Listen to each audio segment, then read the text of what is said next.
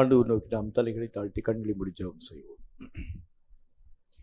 எங்களை அதிகமாக நேசிக்கிற எங்கள் அன்பின் பரலோக பிதாவே, ஆசீர்வதிக்கப்பட்ட அந்த நல்ல நாள் காலை வேளைக்காக உம்முடைய நாமத்தை நன்றியோடு நாங்கள் ஸ்தோத்திரிக்கிறோம். கர்த்தருடைய கிருபையும் இரக்கமும் எங்கள் மேல் பூர்ணமாய் விளங்கும்படி எங்களுடைய சகல பிரயாசங்களையும் எங்களுடைய சகல முயற்சிகளையும் ஆண்டவரே உம்முடைய நாமத்தினாலே உம்முடைய கரங்களுக்குள் நாங்கள் தாழ்த்தி ஒப்புக் கொடுக்கிறோம். நீர் எங்களோடு கூட இருந்து இயங்குகிறதை இனி வரக்கூடிய ஒவ்வொரு வேளையிலும் நாங்கள் பிரத்யேகமாய் கண்டு உணர நீரே கிருபை தந்து ஆசீர்வதிக்க வேண்டும் என்று நாங்கள் வேண்டிக் கொள்கிறோம். நாங்கள் ஓடுகிறதும் உழைக்கிறதும் வீணாக்கப்படாதபடி அவைகளுக்கேற்ற சகல விதமான மகிமைகளை தடையில்லாமல் பெற்றுக்கொள்ள நீரே கிருபை தந்து ஆசீர்வதிக்க வேண்டும் என்று நாங்கள் வேண்டிக் கொள்கிறோம். இனி வரக்கூடிய ஒவ்வொரு வேளையும் கர்த்தருடைய கரங்களுக்குள் ஒப்புக் கொடுக்கிறோம். உம்முடைய சித்தம் எங்கள் மூலம் நிறைவாக்கப்பட நீரே எங்களை பயன்படுத்தி உம்முடைய நாமத்தை மகிமைப்படுத்த வேண்டும் என்று இயேசு கிறிஸ்துவின் நாமத்தினால் வேண்டிக் கொள்கிறோம் எங்கள் பரிசுத்தமுள்ள நல்ல பிதாவே, ஆமென்.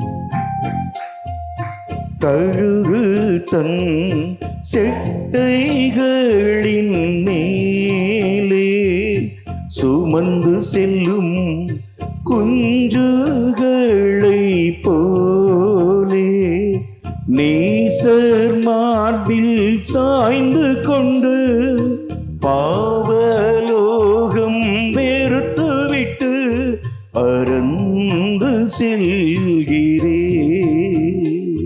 பறந்து செல்கிறே.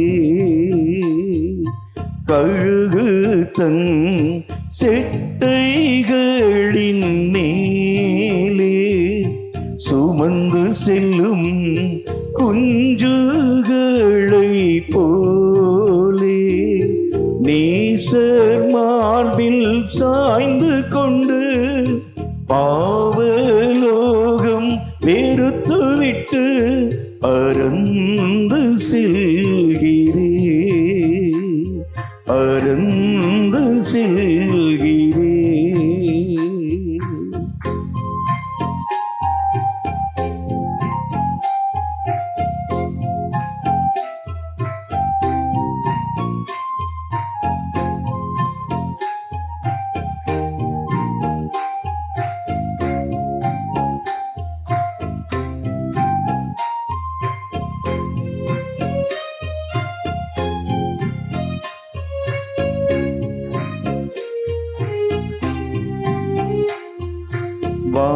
வானலோகம் தாண்டி மோட்ச வீட்டை நோக்கியே செட்டையில் என்னை ஏற்றி சுமந்து செல்வார் என் இயேசுவே.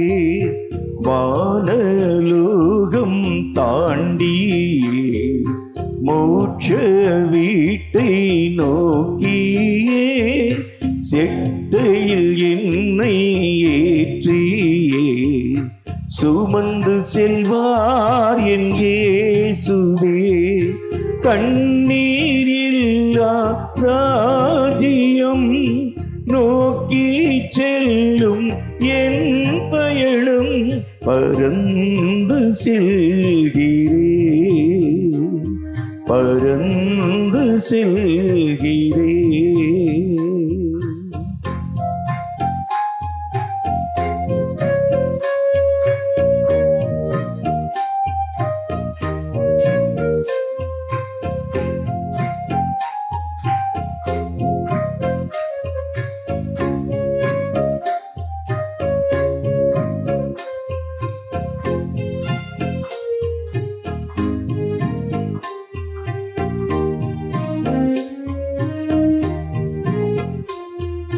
யோர்தான் ஆற்றை கடந்து செல்வே எர்மோன் மலை மேல் பறந்து செல்வேன், வானம் எந்தன் கண்கள் முன்னே, பூமி எந்தன் காலடியில், யோர்தான் ஆற்றை கடந்து செல்வேன், எர்மோன் மலை மேல் பறந்து செல்வேன், வானம் எந்தன் கண்கள் முன்னே, பூமி எந்தன் காலடியில், இருளை கிழித்து ஒளியை நோக்கி நேசர் என்னை அழைத்து செல்வார், பறந்து செல்கிறேன்,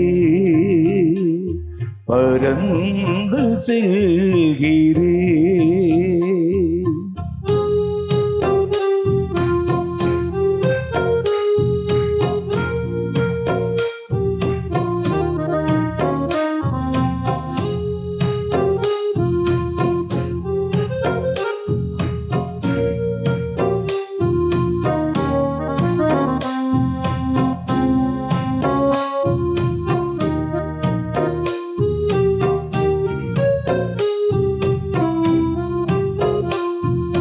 விண்மீன் கூட்டம் வரவேற்க மண்ணின் மாயை விலகிவிட, தண்ணீர் தேடும் மான்களைப் போல் விண்ணில் வேகம் விரைந்திடுவே, விண்மீன் கூட்டம் வரவேற்க மண்ணின் மாயை விலகிவிட, தண்ணீர் தேடும் மான்களைப் போல் விண்ணில் வேகம் விரைந்திடுவே, காயம் பட்ட நேசரின் கைகள் என்னை சுமந்து செல்ல, பறந்து செல்கிறேன்,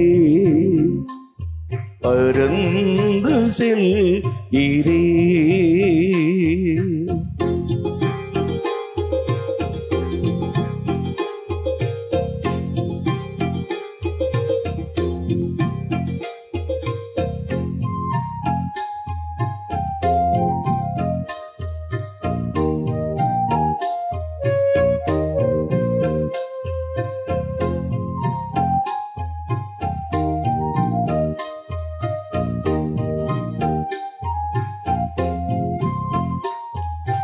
என்னை சூழ தூதர்கள் கூட்டம் கூடி பறந்து வர, வானம் திறந்து வழி விலக, இன்பலோகம் ஏகுவே, என்னை சூழ தூதர்கள் கூட்டம் கூடி பறந்து வர, வானம் திறந்து வழி விலக, இன்பலோகம் ஏகுவே, முடிவே இல்லா தேசம் நோக்கி முன்னே செல்லும் இயேசுவுடன் பறந்து செல்கிறேன், பறந்து செல்கிறேன். கழுகு தன் செட்டைகளின் மேலே சுமந்து செல்லும் குஞ்சுகளை போலே, நேசர் மார்பில் சாய்ந்து கொண்டு ஆவலோகம் வெறுத்துவிட்டு பறந்து செல்கிறேன், பறந்து செல்கிறேன், பறந்து செல்கிறேன், பறந்து செல்கிறேன்.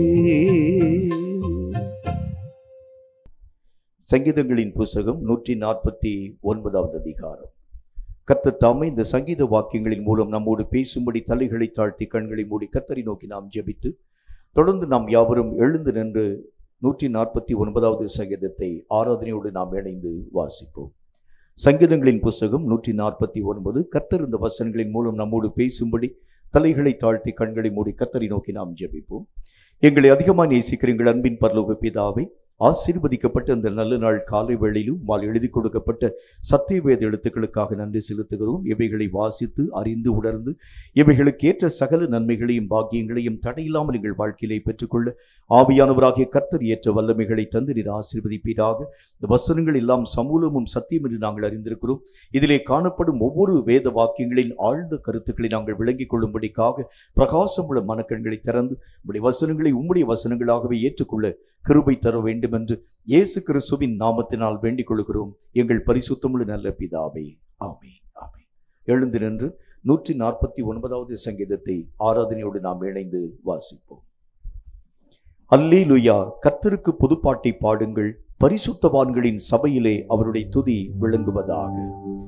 அல்லேலூயா, அல்லேலூயா, அல்லேலூயா, அல்லேலூயா, அல்லேலூயா, அல்லேலூயா, அல்லேலூயா, அல்லேலூயா. இஸ்ரவேல் தன்னை உண்டாக்கினவரில் மகிழவும் சீயோன் குமாரர் தங்கள் ராஜாவில் களி கூறவும் கடவர்கள். அல்லேலூயா, அல்லேலூயா, அல்லேலூயா, அல்லேலூயா. அவருடைய நாமத்தை நடனத்தோடு துதித்து தம்புரினாலும் கிண்ணறத்தினாலும் அவரை கீர்த்தனம் பண்ண கடவர்கள். அல்லேலூயா, அல்லேலூயா, அல்லேலூயா, அல்லேலூயா, அல்லேலூயா, அல்லேலூயா, அல்லேலூயா, அல்லேலூயா. கர்த்தர் தம்முடைய ஜனத்தின் மேல் பிரியம் வைக்கிறார், சாந்த குணமுள்ளவர்களை ரட்சிப்பினால் அலங்கரிப்பார். அல்லேலூயா, அல்லேலூயா, அல்லேலூயா, அல்லேலூயா. பரிசுத்தவான்கள் மகிமையோடி களிகூர்ந்து தங்கள் படுக்கைகளின் மேல் கம்பீரிப்பார்கள். அல்லேலூயா, அல்லேலூயா, அல்லேலூயா, அல்லேலூயா, அல்லேலூயா, அல்லேலூயா, அல்லேலூயா, அல்லேலூயா. ஜாதிகளிடத்தில் பழிவாங்கவும் ஜனங்களை தண்டிக்கவும் அவர்களுடைய ராஜாக்களை சங்கிலிகளாலும் அவர்களுடைய மேன்மக்களை இருப்பு விலங்குகளாலும் கட்டவும் எழுதப்பட்ட நியாய தீர்ப்பை அவர்கள் பேரில் செலுத்தவும் அவர்கள் வாயில் கர்த்தரை உயர்த்தும் துதியும் அவர்கள் கையில் இருபுறமும் கருக்குள்ள பட்டயமும் இருக்கும். அல்லேலூயா, அல்லேலூயா, அல்லேலூயா, அல்லேலூயா. இந்த கனம் அவருடைய பரிசுத்தவான்கள் யாவருக்கும் உண்டாகும். அல்லேலூயா, அல்லேலூயா, அல்லேலூயா, அல்லேலூயா, அல்லேலூயா, அல்லேலூயா, அல்லேலூயா, அல்லேலூயா, அல்லேலூயா. கர்த்தர் கரம் என் மேலங்க, கடுகளவும் பயமில்லங்க. ஆமேன். கர்த்தர் கரம் என் மேலங்க, கடுகளவும் பயமில்லங்க. ஏந்திடுவார், என்னை தாங்கிடுவார், இறுதி வரை என்னை காத்திடுவார். ஏந்திடுவார், என்னை தாங்கிடுவார், இறுதி வரை என்னை காத்திடுவார். கர்த்தர் கரம் என் மேலங்க, கடுகளவும் பயமில்லைங்க. ஆமீன். கர்த்தர் கரம் என் மேலங்க, கடுகளவும் பயமில்லைங்க. ஊட்டிடுவார், தாளாட்டிடுவார், எதிரி வந்தால் எத்திடுவார். ஊட்டிடுவார், தாளாட்டிடுவார், கரங்களை தட்டி வந்தால் எத்திடுவார். ஆமீன். கர்த்தர் கரம் என் மேலங்க, கடுகளவும் பயமில்லைங்க.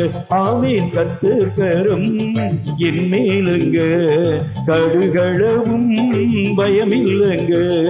கூடுமே, எல்லாம் கூடுமே, உம்மாலே எல்லாம் கூடும். கூடாதது ஒன்றுமில்லை, உம்மால் கூடாதது ஒன்றுமில்லை. கூடுமே, எல்லாம் கூடுமே, உம்மாலே எல்லாம் கூடாமே. ஆண்டவரே, கூடாதது ஒன்றுமில்லை, உம்மால் கூடாதது ஒன்றுமில்லை. கடல் மீது நடந்தீரையா, கடும் புயல் அதட்டினீரே. கடல் மீது நடந்தீரையா, கடும் புயல் அதட்டினீரே. சாத்தானை ஒடுக்கினீரே, சாத்தானை ஒடுக்கினீரே. சர்வ வல்லவரே, சர்வ வல்லவரே. ஆமே. கூடுமே, எல்லாம் கூடுமே, உம்மாலே எல்லாம் கூடாதல்லுயா. கூடாதது ஒன்றுமில்லை, உம்மால் கூடாதது ஒன்றுமில்லை. அல்லேலூயா. கூடுமே, எல்லாம் கூடுமே, உம்மாலே எல்லாம் கூடும். கூடாதது ஒன்றுமில்லை, உம்மால் கூடாதது ஒன்றுமில்லை. செங்கடல் உம்மை கண்டு ஓட்டம் பிடித்ததையா. செங்கடல் உம்மை கண்டு ஓட்டம் பிடித்ததையா. யோர்தான் உம்மை கண்டு, யோர்தான் உம்மை கண்டு பின்னோக்கி சென்றதையா, பின்னோக்கி சென்றதையா. ஆமே. கூடுமே, எல்லாம் கூடுமே, உம்மாலே எல்லாம் கூடும். கூடாதது ஒன்றுமில்லை, உம்மால் கூடாதது ஒன்றுமில்லை. அல்லேலூயா. கூடுமே, எல்லாம் கூடுமே, உம்மாலே எல்லாம் கூடும். கூடாதது ஒன்றுமில்லை, உம்மால் கூடாதது ஒன்றுமில்லை. நன்றி என்று சொல்லுகிறோம் நாதா, நாவாலை துதிக்கிறோம் நாதா. உமக்கு நன்றி என்று சொல்லுகிறோம் நாதா, நாவாலை துதிக்கிறோம் நாதா. நன்றி இயேசு ராஜா, நன்றி இயேசு ராஜா, நன்றி இயேசு ராஜா, நன்றி இயேசு ராஜா. கடந்த நாட்கள் காத்தீரே நன்றி ராஜா, கடந்த நாட்கள் காத்தீரே நன்றி ராஜா. புதிய நாளை தந்தீரே நன்றி ராமே, புதிய நாளை தந்தீரே நன்றி ராஜா. நன்றி என்று சொல்லுகிறோம் நாதாவே, நாவாலை துதிக்கிறோம். அல்லேலூயா. நன்றி என்று சொல்லுகிறோம் நாதா, நாவாலை துதிக்கிறோம் நாதா. ஆபத்திலே காத்தீரே நன்றி ராஜா, ஆபத்திலே காத்தீரே நன்றி ராஜா. அதிசயம் செய்தீரே நன்றி ராமே, அதிசயம் செய்தீரே நன்றி ராஜா. நன்றி என்று சொல்லுகிறோம் நாதா, நாவாலை துதிக்கிறோம் நாதா. உமக்கு நன்றி என்று சொல்லுகிறோம் நாதா, நாவாலை துதிக்கிறோம் நாதா. நன்றி இயேசு ராஜா, நன்றி இயேசு ராஜா, நன்றி இயேசு ராஜா, நன்றி இயேசு ராஜா. எங்களுக்குள்ளே வாசம் செய்யும் ஆவியானவரே, இந்நாளில் உம் சித்தம் போல் நடத்தி செல்லும் ஐயா. எங்களுக்குள்ளே வாசம் செய்யும் ஆமென் ஆண்டவரே, இந்நாளில் உம் சித்தம் போல் நடத்தி செல்லும் ஐயா. ஆவியானவரே, ஆவியானவரே, பரிசுத்த ஆவியானவரே, ஆவியானவரே, ஆவியானவரே, பரிசுத்த ஆவியானவரே, எங்களுக்குள்ளே வாசம் செய்யும் ஆவியானவரே, உம் சித்தம் போல் நடத்தி செல்லும் ஐயா. எங்களுக்குள்ளே வாசம் செய்யும் ஆவியானவரே, இந்நாளில் உம் சித்தம் போல் நடத்தி செல்லும் ஐயா. எப்படி நான் ஜெபிக்க வேண்டும், எதற்காக ஜெபிக்க வேண்டும், கற்றுத் தாரும் ஆவியானவரே. எப்படி நான் ஜெபிக்க வேண்டும், எதற்காக ஜெபிக்க வேண்டும், கற்றுத் தாரும் ஆவியானவரே. வேத வசனம் புரிந்து கொள்ள விளக்கங்களை அறிந்திட வெளிச்சம் தாரும் ஆவியானவரே. ஆமென் ஆண்டவரே, வேத வசனம் புரிந்து கொண்டு வெளிச்சங்களை அறிந்திட விளக்கம் தாரும் ஆவியானவரே. ஆவியானவரே, ஆமென். ஆவியானவரே, பரிசுத்த ஆவியானவரே, ஆவியானவரே, ஆவியானவரே, பரிசுத்த ஆவியானவரே, எங்களுக்குள்ளே வாசம் செய்யும் ஆவியானவரே, எந்நாளில் உம் சித்தம் போல் நடத்தி செல்லும் ஐயா. எங்களுக்குள்ளே வாசம் செய்யும் ஆவியானவரே, எந்நாளில் உம் சித்தம் போல் நடத்தி செல்லும் ஐயா. சர்வ வல்லவர் என் சொந்தமானார், சாவை வென்றவர் என் ஜீவனானார். சர்வ வல்லவர் என் எஜமானன், சாவை வென்றவர் என் மணவாளன். ஆஹா, இது அதிசயம் தானே, ஓஹோ இது உண்மைதானே. ஆஹா, இது அதிசயம் தானே, ஓஹோ இது உண்மைதானே. சர்வ வல்லவர் என் சொந்தமானார், சாவை வென்றவர் என் ஜீவனானார். சர்வ வல்லவர் என் எஜமானன், சாவை வென்றவர் என் மணவாளன். சந்தோஷமும் சமாதானமும் என் உள்ளத்தில் பொங்குதம்மா, சந்தோஷமும் சமாதானமும் என் உள்ளத்தில் பொங்குதம்மா. பாவமெல்லாம் போக்கிவிட்டார், பயங்கள் எல்லாம் ஆமே நீக்கிவிட்டார். பாவமெல்லாம் ஆமே ஆமே போக்கிவிட்டார், பயங்கள் எல்லாம் நீக்கிவிட்டார். சர்வ வல்லவர் என் சொந்தமானார், சாவை வென்றவர் என் ஜீவனானார். சர்வ வல்லவர் என் எஜமானன், சாவை வென்றவர் என் மணவாளன். இயேசு நீங்க இருக்கையில நாங்க சோர்ந்து போவதில்லை. இயேசு நீங்க இருக்கையில நாங்க சோர்ந்து போவதில்லை. நீங்க எல்லாமே பார்த்துக் கொள்வீங்க, நீங்க எல்லாமே பார்த்துக் கொள்வீங்க, நீங்க எல்லாமே பார்த்துக் கொள்வீங்க, நீங்க எல்லாமே பார்த்துக் கொள்வீங்க. இயேசு நீங்க இருக்கையில நாங்க சோர்ந்து போவதில்லை. இயேசு நீங்க இருக்கையில நாங்க சோர்ந்து போவதில்லை. இயேசு நீங்க இருக்கையில நாங்க சோர்ந்து போவதில்லை.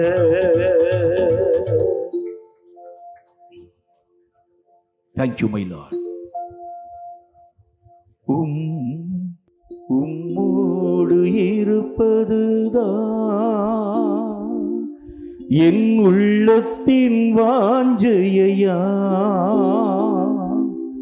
உம் சித்தம் செய்வதுதான்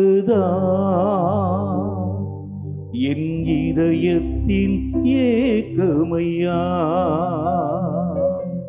உம்மோடு இருப்பதுதான் என் உள்ளத்தின் வாஞ்சையா. உம் சித்தம் செய்வதுதான் என் இதயத்தின் ஏக்கமையா. ஏசையா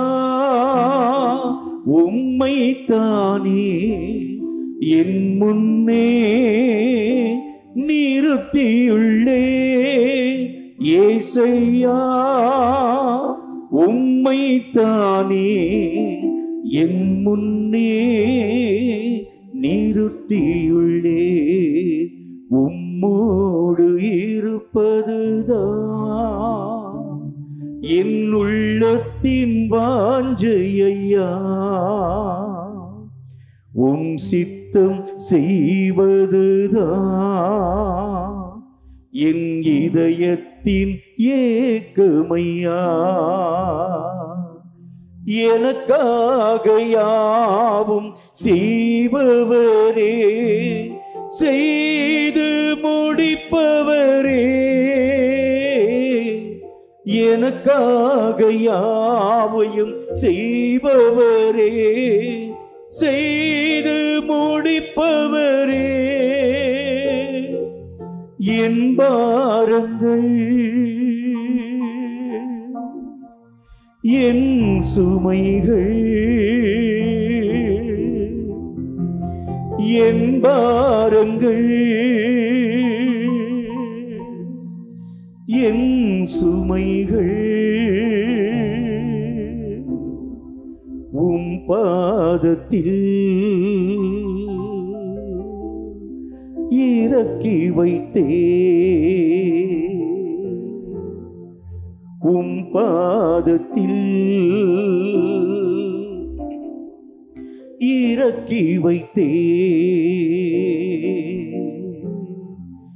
ஏசையா உம்மைத்தானே என் முன்னே நிறுத்தியுள்ளே ஏசையா உம்மைத்தானே என் முன்னே நிறுத்தியுள்ளே உம்மோடு இருப்பதுதான் என் உள்ளத்தின் வாஞ்சையா உம் சித்தம் செய்வதுதான் என் இதயத்தின் ஏக்கமையா உம்மோடு இருப்பதுதான் என் உள்ளத்தின் வாஞ்சையா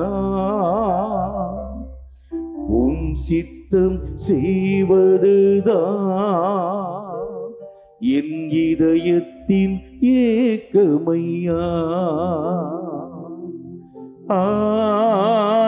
ஆராதனை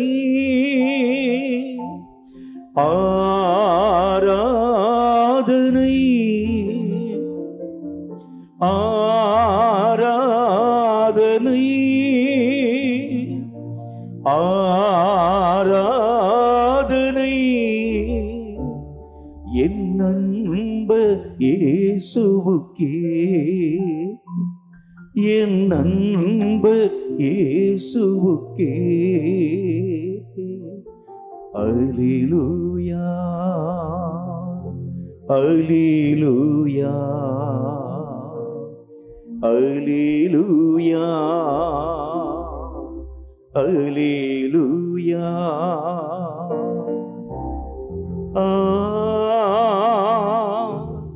அல்லேலூயா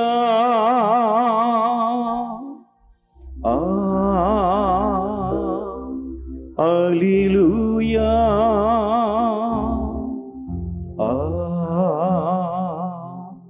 அல்லேலூயா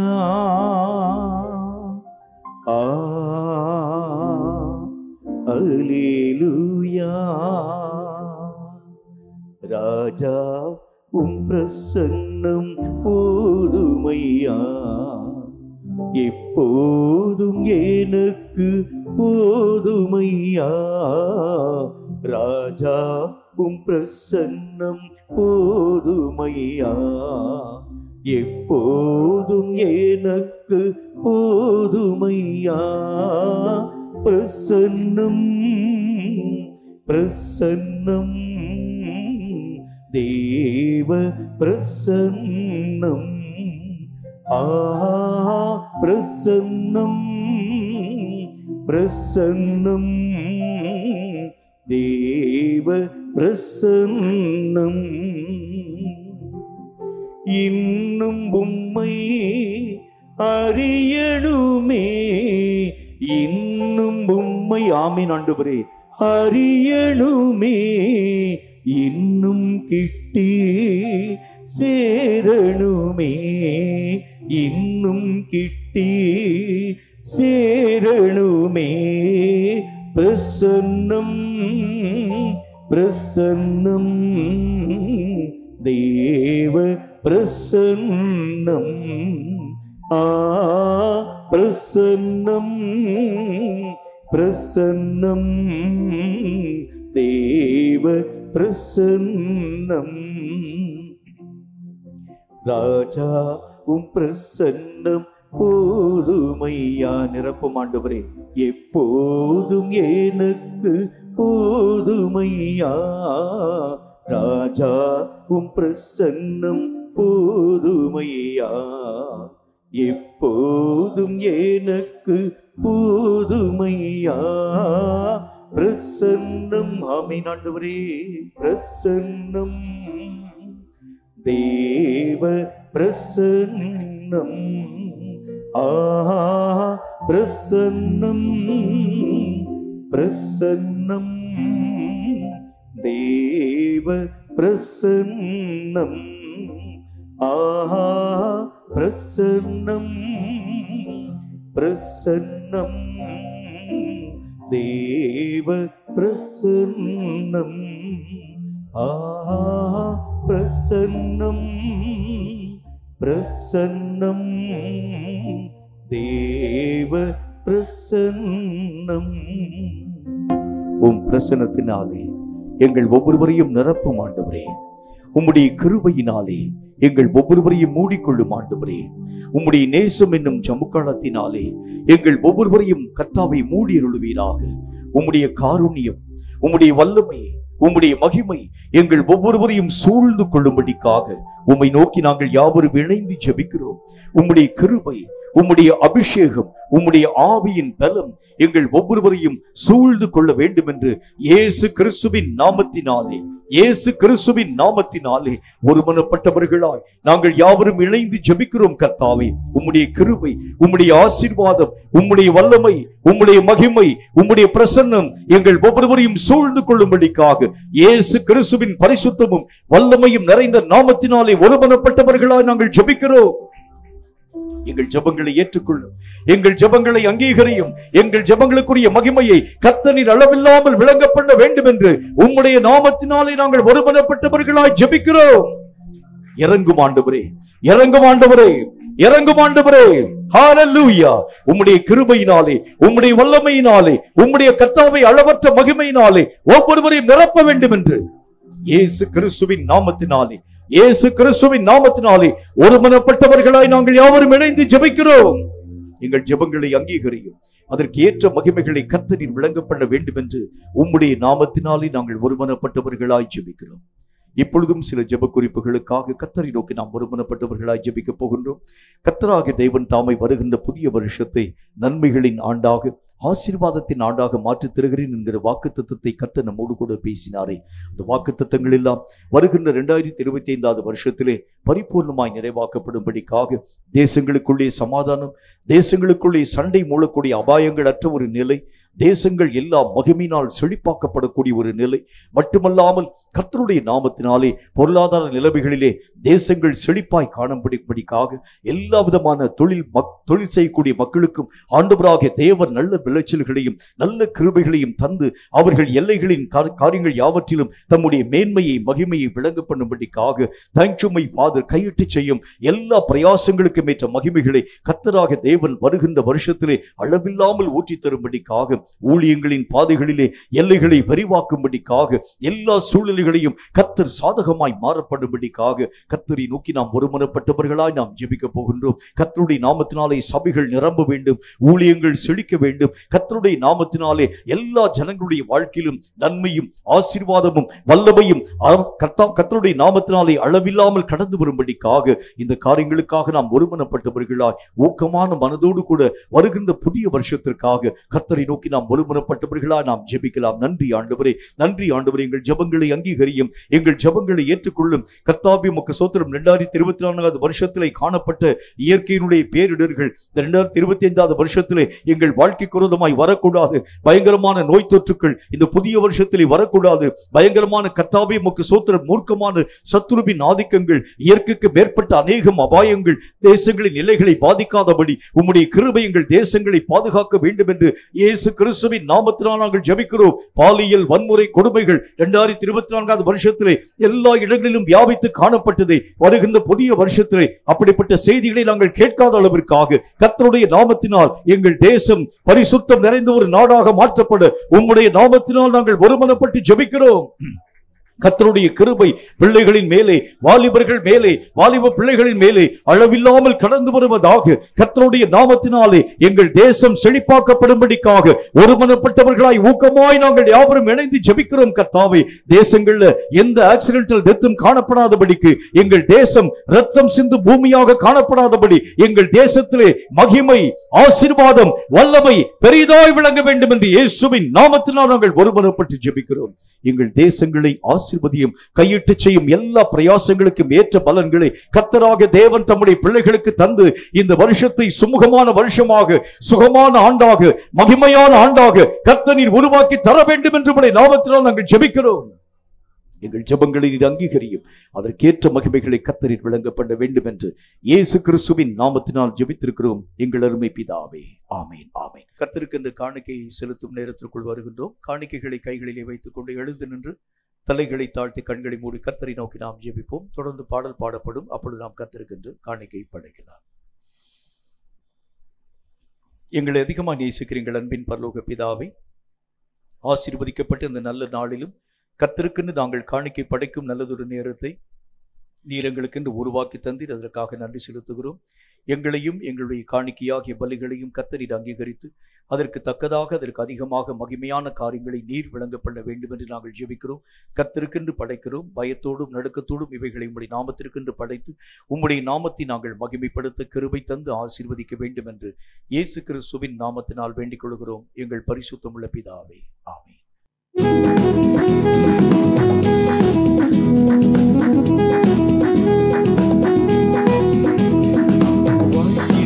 வாழ்த்திடுவோம் இயேசுராஜே, நம்மை பாதுகாத்து வழிநடத்தும் தெய்வமைந்து.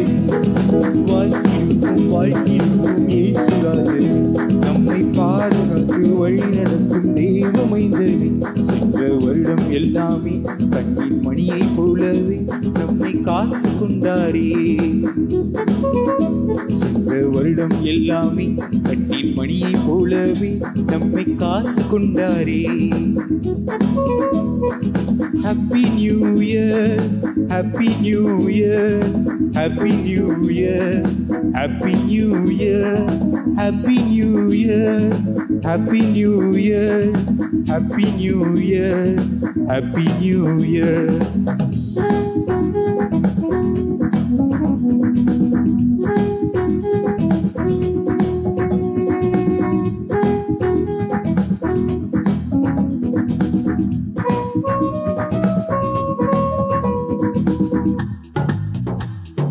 நெருக்கம் மிகுந்த வேளையிலே நாங்கள் கூப்பிட்டோம், தேவைகளில் உதவிகளை எளிதாய் பெற்றிட்டோம்.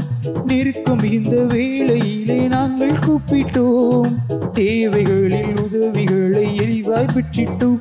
எங்கள் வாழ்க்கைதனிலே தேவன் கூட வந்தாரே, எங்கள் வாழ்க்கைதனிலே தேவன் கூட வந்தாரே. கண் அயர்ந்திடாமல் காக்கும் நேசர் அருகில் உள்ளாரே. சென்ற வருடம் எல்லாமே கண்ணின் மணியை போலவே நம்மை காத்து கொண்டாரே. சென்ற வருடம் எல்லாமே கண்ணின் மணியை போலவே நம்மை காத்து கொண்டாரே. Happy New Year, Happy New Year, Happy New Year, Happy New Year, Happy New Year, Happy New Year, Happy New Year, Happy New Year.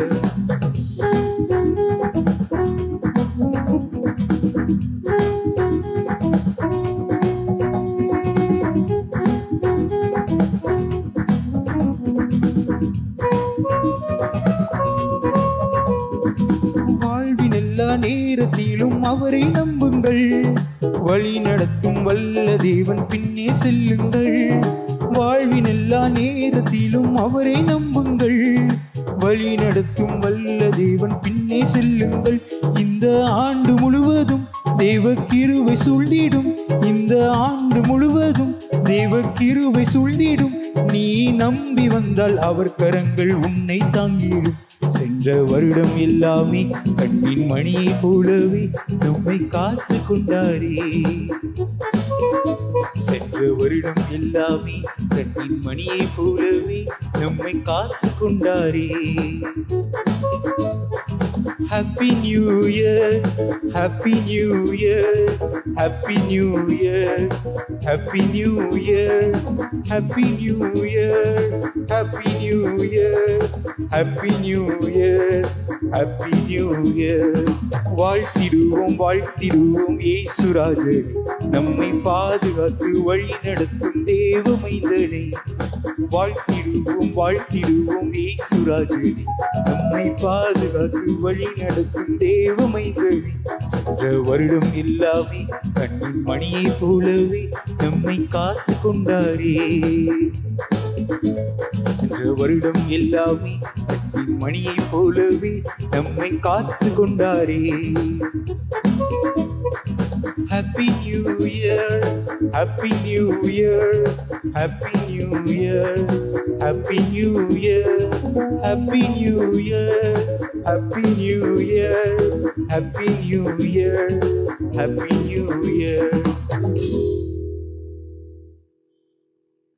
கொடுக்கப்பட்ட காணிக்கைகளுக்காக கர்த்தரை நோக்கி நாம் ஜெபம் செய்வோம்.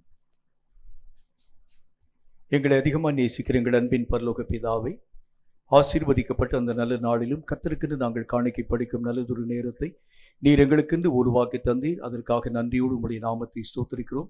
கர்த்தருடைய கிருபையும் ஆசீர்வாதமும் வல்லமையும் கர்த்தருடைய நாமத்தின் மகிமைக்கென்று கொடுத்த உம்முடைய பிள்ளைகளோடு கூட துணையாய் நிற்க வேண்டும் என்று நாங்கள் ஜெபிக்கிறோம்.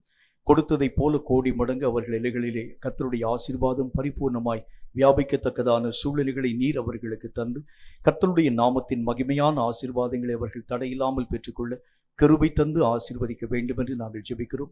கர்த்தருக்கென்று படைத்து உம்முடைய பிள்ளைகளாக எங்கள் மேல் உம்முடைய சமாதானத்தின் உடன்படிக்கை துணையாய் நிற்கட்டும். இயேசு கிறிஸ்துவின் நாமத்தினால் வேண்டிக் கொள்கிறோம் எங்கள் பரிசுத்தமுள்ள நல்ல பிதாவே, ஆமென் ஆமென். ஆண்டவராகிய இயேசு கிறிஸ்துவின் நாமத்தினாலே உங்கள் யாவருக்கும் அன்பின் வாழ்த்துக்களை நான் தெரிவித்துக் கொள்கின்றேன். இந்த 2024 வருஷத்திலே ஆண்டவராகிய தேவன் நம்முடைய வாழ்க்கையினுடைய சீர்படக்கூடிய நிலைகளை பற்றி பல விஷயங்களை நம்மோடு கூட பேசிக்கொண்டு வருகின்றார். ஒரு மனிதன் பரலோக ராஜ்யத்திற்குள் கடந்து போக வேண்டும் என்றால் இதே நிலையோடு கூட கடந்து போகிறது என்பது இயலாது. சில காரியங்கள் நம்முடைய வாழ்க்கையை விட்டு அப்புறமாக்கப்பட வேண்டும். சில நிலைகள் நம்முடைய வாழ்க்கையினுடைய எல்லைகளை தாண்டி கடந்து போக வேண்டும். சில நிலைகளிலே நாம் ஆண்டவராகிய தேவனுக்கு பிரியமுள்ள ஒரு மக்களாக நாம் மாற்றத்தின் ஊடாக கடந்து போக வேண்டும். இப்படி பல விஷயங்கள் நம்முடைய வாழ்க்கையிலே நம்முடைய இந்த நிலையோடு கூட நாம் கடந்து போக முடியாமல் மறு உலகத்திற்குரிய மாற்றத்தின் ஊடாக நம்ம கடந்து போக ஆரம்பிச்சாதான் அந்த ராஜ்யத்தை நீங்களும் நானும் சென்றடைய முடியும். ஆண்டவருடைய வேதம் சொல்கிறதை போல மறு உலக வாழ்க்கை என்று அழைக்கப்படக்கூடிய இந்த வாழ்க்கை இது சாதாரணமான வகையிலே காணப்படக்கூடிய ஒன்று அல்ல. இந்த உலகத்திலே காணப்படும் எந்த மனுஷிகமான தன்மைகளும் மறு உலகத்தினுடைய நிலைகளை விளங்கிக் கொள்ள முடியாது.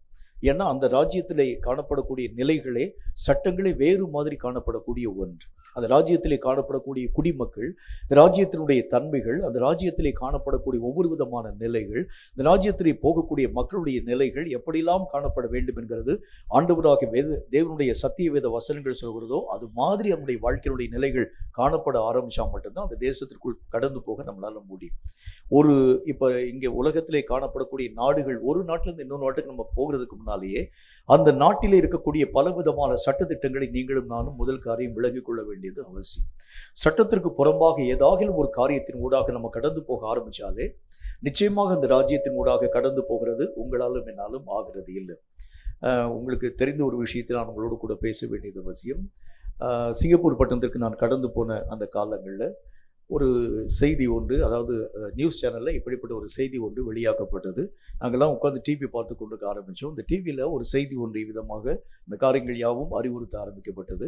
அதில் என்ன வார்த்தையை பேசினாங்க அப்படின்னா அங்கே இருக்கக்கூடிய பகுதிகள் எல்லாம், அதாவது தனியாக இருக்கக்கூடிய வீடுகள் கொஞ்சம் தொலை தூரத்தில் இருக்கும், மற்ற இடங்கள் எல்லாவற்றிலும் நிறைய அப்பார்ட்மெண்ட்ஸ் மாதிரி வீடுகள் வைக்கப்பட்டிருக்கிறத பார்க்க முடியும். மற்ற எல்லா விதமான காரியத்திலும் அப்பார்ட்மெண்ட்ஸ் மாதிரி கட்டி வச்சுருப்பாங்க. இந்த அப்பார்ட்மெண்ட்ஸில் என்ன விதமான விஷயம் இருக்கும் அப்படின்னு பார்த்தீங்கன்னா, ஒவ்வொரு அப்பார்ட்மெண்ட்லேயும் தனித்தனியான ஒவ்வொரு பகுதிக்கும் ஒரு லிஃப்ட் வச்சுருப்பாங்க. இந்த லிஃப்ட்டில் ஏதாகிலும் ஒரு காரியத்தை நாம் செயல்படுத்த ஆரம்பிக்கிறது முன்னால் ஏதாச்சும் ஒரு தப்பான ஒரு காரியத்தை செஞ்சுட்டா கூட உடனே கண்காணிக்கப்பட்டு நீங்கள் லிஃப்ட்டில் போய் 10வது மாடியில் போய் நீங்கள் ஏறதுக்கு முன்னால், அங்கே கீழே போய் இறங்குறதுக்கு முன்னால் அங்கே இருக்கக்கூடிய போலீஸ் அதிகாரிகள் அங்கே வந்துடுவாங்க. நம்முடைய நாட்டை சேர்ந்த ஏதோ ஒரு மனிதன் உள்ள ஏதோ ஒரு தவறான ஒரு காரியத்தை செஞ்சுட்டான், ஏதோ ஒரு சீரழிவு குடிச்சிட்டானா, ஏதோ ஒரு காரியம் வச்சுக்கிட்டேன், அந்த மாதிரி ஒரு விஷயத்தை அவன் செஞ்சுட்டான்.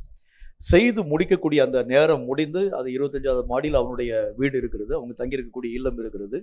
25வது மாடியில் லிஃப்டில் அந்த மனிதன் பயணப்பட்டு வெளியே போய் இறங்கக்கூடிய நேரத்தில் வாசலில் நிற்கக்கூடிய அநேகம் விதமான போலீஸ் அதிகாரிகள் அவனை பிடிச்சிட்டாங்க. பிடிக்கக்கூடிய நேரத்தில் அவன் சொன்னால், நான் ஒரு தவறான காரியங்களையும் செய்யலை என்கிறதை பற்றி பேசினேன். இல்லைப்பா, நீ நீ ஸ்மோக் பண்ணியிருக்கிற, ஆகவே இந்த காரியத்தின் நிமித்தம் எங்களுடைய தேச சட்டத்தின் பிரகாரமாக இத்தனை டாலர்களை நீ அபராதமாக நீ செலுத்த வேண்டும். இல்லை, நான் சிகரெட் பிடிக்கக்கூடிய அந்த காரியம் ஒன்றுமே என் கையில் சிகரெட்டே கிடையாது, நான் எப்படி சிகரெட் பிடித்திருக்க முடியும்? உடனே அங்கே வைத்திருக்கக்கூடிய கேமராவின் வழியாக எடுக்கப்பட்டிருக்கக்கூடிய ஃபோட்டோ, மொத்தம் ஒரு 10 ஃபோட்டோ காமிச்சாங்க. ஒவ்வொரு ஆங்கிளையும் அவரை ஃபோட்டோ எடுத்திருக்கு. அவன் மேல் பகுதியிலேருந்து, கீழ்ப்பகுதியிலேருந்து, சைட்லேருந்து, இந்த சைட்லேருந்து 10 ஆங்கிள் ஃபோட்டோ எடுக்கப்பட்ட ஃபோட்டோ கையில் காமிச்சு, இது நீங்கள் தானே சார் அப்படின்னு கேட்டாங்க. மறுக்கவே முடியாமல் அந்த ஒரு காரியத்தை ஒப்புக்கொண்டு அதற்குரிய ஃபைன் தொகையை அவன் செலுத்த ஆரம்பித்தான். இது ஏன் உங்களுக்கு சொல்கிறேன்னா, ஒரு நாட்டுக்கு ஒரு நாடு சட்ட திட்டங்கள் வேறுபடுத்தப்பட ஆரம்பிக்கிறதுனால சட்டங்களை அறியாமல் ஒரு நாட்டின் ஊடாக கடந்து போகிறது முடியாது. நம்ம நாடு மாதிரி எல்லா இடங்களின் ஊடாக நம்ம நாட்டில் என்னென்ன விதமான காரியங்கள் நம்ம செய்கிறோம் உங்களுக்கே தெரியும். குறுக்க போய் லெஃப்ட்டில் கட் பண்ணி ரைட்டில் கட் பண்ணி எப்படி வேணாலும் உள்ளே போயிடலாம். அதிலும் அதை சென்னை பட்டணத்தில் பற்றி அநேக விதமான ஜனங்கள் ஆரம்ப நாட்டிலேயே சொல்ல ஆரம்பிப்பாங்க. கொஞ்சம் அப்படி கொஞ்சம் அதாவது கொஞ்சம் பேச்சு வாக்கில், அதாவது நாம் நம்முடைய காலை திறந்து கொஞ்சம் லேசாக கொஞ்சம் விரிச்சு இருந்தால் கூட அதற்குள்ளாக கூட ஆட்டோ விட்டுட்டு போயிடுவாங்கன்னு சொல்லுவாங்க. அந்த மாதிரி எந்த இடத்தில் எந்த மாதிரி நடக்கும் என்று சொல்ல முடியாது நம்முடைய நாட்டினுடைய சட்டம். இதே மாதிரி அடுத்த நாட்டுக்குள்ளாக போகக்கூடிய நேரத்தில் நீங்களும் நானும் இதே மாதிரியான காரியத்தினுள்ளாக கடந்து போக முடியாது. இப்போ அந்த நாட்டை பற்றிதான அறிவு, ஒரு உணர்வு நம்முடைய வாழ்க்கையில வர ஆரம்பிச்சா தான் அந்த நாட்டில் நீங்கள் சாப்பிடக்கூடிய சாப்பாட்டுக்குரிய எந்த விதமான பொருள் அல்லது ஒரு கையில் ஒரு சாக்லேட் கொடுத்தா கூட இந்த சாக்லேட்டை சாப்பிட்டுட்டு பேப்பரை உங்களுடைய பையில தான் போடணுமே தவிர கீழே எங்கேயாச்சும் நம்ம போடக்கூடாது. டஸ்ட்பின்ல தான் கூட போட வேண்டியது அவசியம். எதையாச்சும் ஒரு பேப்பர் நம்ம வெளியே தூக்கி எரிஞ்சா கூட உடனே நமக்கு இத்தனை டாலர், ஒரு $500 ஃபைன் போட்டுருவாங்க. இது ஏன் சொல்ல வருகிறேன் என்றால், ஒரு நாட்டுக்கு ஒரு நாடு இத்தனை சட்டங்கள் வேரியேஷனாக காணப்படுகிறது உண்டானால் பரலோகத்தினுடைய சட்டத்திட்டங்களை அறியாமல் அந்த ராஜ்யத்தின் ஊடாக கடந்து போகிறது எப்படி? அப்போ இந்த உலகத்தில் ஆண்டவராக தேவன் எதற்காக இந்த உலக வாழ்க்கையை நமக்கு தந்திருக்கிறார் அப்படின்னா, இந்த உலக வாழ்க்கையிலே மறு உலகத்திற்குரிய சகல அறிவை நீங்கள் முதல் காரியம் கற்றுக்கொள்ள வேண்டும். அந்த ராஜ்யம் எப்படிப்பட்டது, அந்த ராஜ்யத்திற்குள்ளாக போக வேண்டும் என்றால் என்ன தகுதி நம்முடைய வாழ்க்கையில் வரணும், அந்த ராஜ்யம் எதையெல்லாம் ஏற்றுக்கொள்ளும், எதையெல்லாம் புறம்பே தடக்கூடியதாய் விளங்க ஆரம்பிக்கும். ஒருவேளை சொந்த பந்தங்களாக காணப்படக்கூடிய மக்கள் உள்ள போனா கூட சொந்த பந்தங்களுக்கு கூட அங்கே இடம் கிடையாது. அந்த ராஜ்யத்திற்குரிய தகுதியின் அடிப்படையில் தான் அந்த ராஜ்யத்திலே உங்களையும் என்னையும் ஏற்றுக்கொள்ளக்கூடியவர்கள் இருக்க ஆரம்பிப்பார்களே தவிர, மற்றபடி நான் சொந்தக்காரன், இவன் எனக்கு உற்றார், இவன் எனக்கு உறவினர், இவன் ஒன்று விட்ட சித்தப்பா, இப்படிலாம் உள்ள போக முடியாது. வேதம் சொல்லக்கூடிய நல்ல ஒரு வார்த்தையின் அடிப்படையில் இந்த ராஜ்யத்துக்குரிய சட்டத்திட்டங்களுக்கு உட்படுத்தப்பட்ட ஒரு வாழ்க்கை வாழ ஆரம்பிச்சா தான் அந்த தேசத்திலே உங்களாலும் என்னாலும் பிரவேசிக்க முடியும். அந்த நாட்டுக்குரிய சட்டத்தை பற்றி தான் நம்முடைய தியானத்தில் நம்ம பார்த்துட்டு வரோம். இந்த நாட்டில் நம்ம போக வேண்டும் என்று சொன்னால் நம்முடைய வாழ்க்கையிலே இப்பொழுது காணப்படக்கூடிய பலவிதமான சீர்கெட்ட காரியங்கள் எல்லாம் முதல் காரியம் சீர்படுத்தப்படணும். ஒரு காரியத்தில் சீர்கேடுகள், இந்த உலகத்திலே சீர்கேடுகளாய் தீர்க்கப்படக்கூடிய நிலைகளோடு கூட தேவராஜ்யத்திலே கடந்து போனால் அங்கே உங்களையும் என்னையும் ராஜ்யத்தையும் யாரும் ஏற்றுக்கொள்ள மாட்டாங்க. இந்த ராஜ்யத்திற்குள்ளாக போக வேண்டும் என்றால் இந்த உலக வழிபாடுகளில் காணப்படக்கூடிய பலவிதமான சீர்கெட்ட காரியங்கள் எல்லாம் சீராக்கப்பட வேண்டியது அவசியம். அந்த நாட்டுக்குரிய சகல விதமான உரிமைகளை பெற வேண்டும் என்றால் அதற்குரிய எலிஜிபிலிட்டி, அதற்குரிய தகுதி நம்முடைய வாழ்க்கையிலே முதல் காரியம் உருவாக்கப்பட வேண்டியது அவசியம். நம்முடைய வாழ்க்கையிலே தற்போது காணப்படக்கூடிய பல விதமான சீர்கட்ட நிலைகளை பற்றி நம்ம தியானிச்சுட்டு வரோம். இன்றைக்கும் ஒரு குறிப்பாக ஒரு முக்கியமான காரியத்தை பற்றி நான் உங்களோடு கூட பேச வேண்டும் என்று ஆசைப்படுகின்றேன். இந்த பரலோக ராஜ்யத்தில் காணப்படக்கூடிய சுபாவங்களை பற்றி நான் முதல் காரியம் அறிய வேண்டும். இந்த உலகத்திலே காணப்படக்கூடிய எந்த சுபாவமும் மறு உலகத்திற்குள்ளாக உங்களையும் என்னையும் ஒரு நாளும் கொண்டு போய் சேர்க்க முடியாது. இந்த உலகத்தில் என்ன சுபாவங்கள் காணப்பட ஆரம்பிக்கும் அப்படின்னா உங்களுக்கே தெரியும். உள் ஒன்று வைத்து புறம் ஒன்று பேசுகிறது உலகத்தினுடைய சுபாவம். வெளியே அவன் நல்ல மாதிரி தான் பேசுவான். ஆனால் மனதளவிலே அநேகம் விதமான நமக்கு எதிரான காரியங்களை உள்ளே வைத்துக்கொண்டு நினைவுகளிலே வைக்கக்கூடிய ஒரு நிலைகளை பார்க்க முடியும். நிறைய இடங்கள்ல இந்த மாதிரியான சுபாவங்களை நீங்களும் நானும் பார்க்க முடியும். இந்த சுபாவங்கள் பரலோக ராஜ்யத்திலே உங்களையும் என்னையும் கொண்டு போய் சேர்க்க முடியாது. மட்டுமல்லாமல் இந்த உலகத்தின் மேலே சாரக்கூடிய எந்த நிலைகளும் பரலோக ராஜ்யத்திற்குள் மெய்யாகவே பிரவேசிக்கக்கூடிய தகுதியற்றதாக விளங்க ஆரம்பிக்கிறது. முதல் காரியம், நம்முடைய சுபாவங்களில் ஒரு பெரிய ஒரு மாற்றம், அந்த நாட்டுக்குரிய அந்த மாற்றம் நம்முடைய சுபாவங்களிலே உருவாக்கப்பட ஆரம்பிச்சா மட்டும்தான் தேவ ராஜ்யத்திலே பிரவேசிக்கக்கூடிய முழு தகுதியை நாம் நம்முடைய வாழ்க்கையிலே பெற்றுக்கொள்ள முடியும். நம்முடைய வாழ்க்கையிலே காணப்படக்கூடிய சுபாவங்களை பற்றி, இது ஏன் இந்த சுபாவங்களை கர்த்தராகிய தேவன் வேண்டாம் என்கிறதை பற்றியும் வெறுக்கிறேன் என்கிறதை பற்றியும் கர்த்தர் பேசுகிறான்னு பாருங்க. சில முக்கியமான காரியங்களை பற்றி உங்களோடு கூட நான் பேச வேண்டும் என்று ஆசைப்படுகின்றேன். முதலாவது விஷயமாக யாக்கோபு எழுதின நிருபத்தில் அதுல 1வது அதிகாரம் 23, 24 ஆகிய வசனங்கள் இந்த வார்த்தை நமக்கு சொல்கிறது. யாக்கோபு எழுதின நிருபத்தில் 1வது அதிகாரம் அதுல 23, 24 ஆகிய வசனங்களை சற்று நிதானமாய் வாசிக்கிறேன், கவனிங்க. அது என்ன விதமான வார்த்தை நமக்கு சொல்கிறது என்று பாருங்கள். எண்ணத்திலானில் ஒருவன் திருவசனத்தை கேட்டும் அதன்படி செய்யாதவன் ஆனால் கண்ணாடியிலே தன் சுபாவ முகத்தை பார்க்கிற மனுஷனுக்கு ஒப்பாயிருப்பான். 24வது வசனம், அவன் தன்னைத்தான் பார்த்து அவ்விடம் விட்டு போன உடனே தன் சாயல் இன்னது என்பதை மறந்து விடுவான். கண்ணாடியில் ஒரு மனுஷன் ஒரு தடவை முகத்தை பார்த்துட்ட உடனே என்னுடைய முகம் இப்படிதான் இருக்குன்னு சொல்லக்கூடிய எந்த நிலைகளும் நம்முடைய வாழ்க்கையிலே காணப்படாது. அந்த இடத்தை விட்டு போன உடனே நம்முடைய முகத்தினுடைய சாயலை நம்ம மறந்து போயிடும்.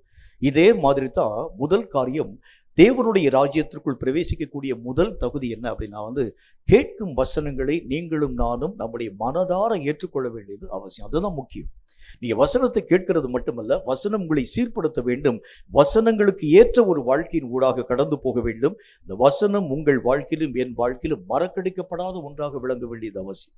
பரலோக ராஜ்யத்துல ஆண்டவராக தேவனால் உருவாக்கப்பட்டிருக்கக்கூடிய ராஜ்யம் எப்படிப்பட்டது என்றால் அவைகள் எல்லாம் ஒட்டுமொத்த தேவனுடைய வசனங்களினால் நிரப்பப்பட்டிருக்கக்கூடிய ஒரு ராஜ்யம். அந்த ராஜ்யத்திற்குள் பிரவேசிக்கக்கூடிய நீங்களும் நானும் என்ன தகுதியின் அடிப்படையிலே உள்ள போக முடியும்னா வசனங்களினால் நிறைந்த ஒரு வாழ்க்கை வாழ ஆரம்பிச்சா மட்டும்தான் அந்த ராஜ்யத்தின் ஊடாக பயணப்பட உங்களாலும் என்னாலும் முடியும். ஆனா இந்த நாட்கள்ல அநேகம் வசனங்களை வாசிக்கிறோம், அநேகம் வசனங்களை நாம் கேள்விப்பட ஆரம்பிக்கிறோம், அநேகம் செய்திகளை நாம் அறியக்கூடிய ஒரு மக்களாய் விளங்க ஆரம்பிக்கிறோம். ஆனா அவைகள் ஒன்றும் நம்முடைய மனதளவிலே அவைகள் மெய்யாகவே நிலையாக நிற்கக்கூடிய அந்த காரியங்களின் ஊடாக கடந்து போகிறது இல்லை. பல நேரங்களில் கேட்ட செய்திகள் என்னங்கிறது நம்ம மறந்து போக ஆரம்பிச்சோம். உதாரணமாக 2 நாளைக்கு முன்னாதான் நமக்கு நைட் பிரேயர் உருவாக்கப்பட்டது. நைட் பிரேயர் நடத்தணும். நைட் பிரேயரில் கர்த்தருடைய வார்த்தைகள் அறிவிக்கப்பட்ட அந்த வார்த்தைகளை பற்றி இப்போ நான் உங்களை பார்த்து ஒரு கேள்வி கேட்குறேன்னு வச்சுங்களேன். கர்த்தருடைய வார்த்தைகள் என்ன வார்த்தைகளை அந்த இரவு ஜெபத்தில் நான் பேசினேன் என்கிறத பற்றி நான் கேட்குறேன்னு வச்சுங்களேன். பல பேர் நாம் என்ன காரியங்களை செயல்படுத்த ஆரம்பிப்போம், அண்ணாந்து பார்ப்போம், ரோட்டை பார்ப்போம், வெட்டத்தை பார்ப்போம், எதுவுமே நமக்கு அந்த காரியங்கள் யாவற்றும் மறந்து போக ஆரம்பிச்சிடும். உங்களுக்கே தெரியும் ஏன் இது சொல்கிறேன் அப்படின்னா தேவனுடைய ராஜ்யம் எப்படிப்பட்டதுன்னா அநேக விதமான நன்மையான காரியங்களை நம்முடைய வாழ்க்கையிலே ஈர்த்து கொள்ள வேண்டியது அவசியமான ஒன்று. நான் ஏற்கனவே உங்களுக்கு பல முறை இந்த ஒரு விஷயத்தை நான் பேசுகிறது உண்டு. ஆண்டவராக தேவனுடைய ராஜ்யத்திற்குள் பிரவேசிக்கக்கூடிய மகிமை உலகம் எங்கிலும் எல்லா இடங்களிலும் சிதறி கிடக்க ஆரம்பிக்கிறது. நமக்கு தெரியாது, எல்லா இடங்களிலும் வியாபிக்க ஆரம்பித்திருக்கிறது. வசனங்களிலே காணப்படக்கூடிய மகிமை, வசனத்தின் ஆழத்திலே அவைகள் எல்லாம் சிதறி கிடக்க நம்ம பார்க்கும்போது இது ஒரு சாதாரண ஒரு புக்கில் எழுதப்பட்டிருக்கக்கூடிய எழுத்துன்னு சொல்லி தான் நம்ம யோசிக்கிறோம். ஆனால் இவைகளுடைய முழு மகிமை எங்க நீங்க போய் பார்க்க முடியும் என்றால் பரலோகத்துக்குள் போகும்போது தான் இதிலே காணப்படக்கூடிய ஒவ்வொரு எழுத்தும் எவ்வளவு விலையேற பெற்றவை என்பதை நீங்களும் நானும் விளங்கிக் கொள்ள முடியும். கர்த்தராகிய தேவனால் சொல்லப்பட்டிருக்கக்கூடிய சட்டங்கள் எல்லாம் இந்த உலகத்திலே சர்வசாதாரணமாய் நினைவு கூறப்பட ஆரம்பிக்கிறது பார்க்கலாம். ஆனால் இந்த சட்டங்கள் எல்லாம் பரலோக ராஜ்யத்துக்குள்ளாக ஊடாக போகும் பொழுது அது எத்தனை மகிமை உள்ளதாக, எத்தனை மேன்மை உள்ளதாக உருவாக்கப்பட ஆரம்பிக்கிறது என்பதை பற்றி நீங்களும் நானும் அறிய முடியும்.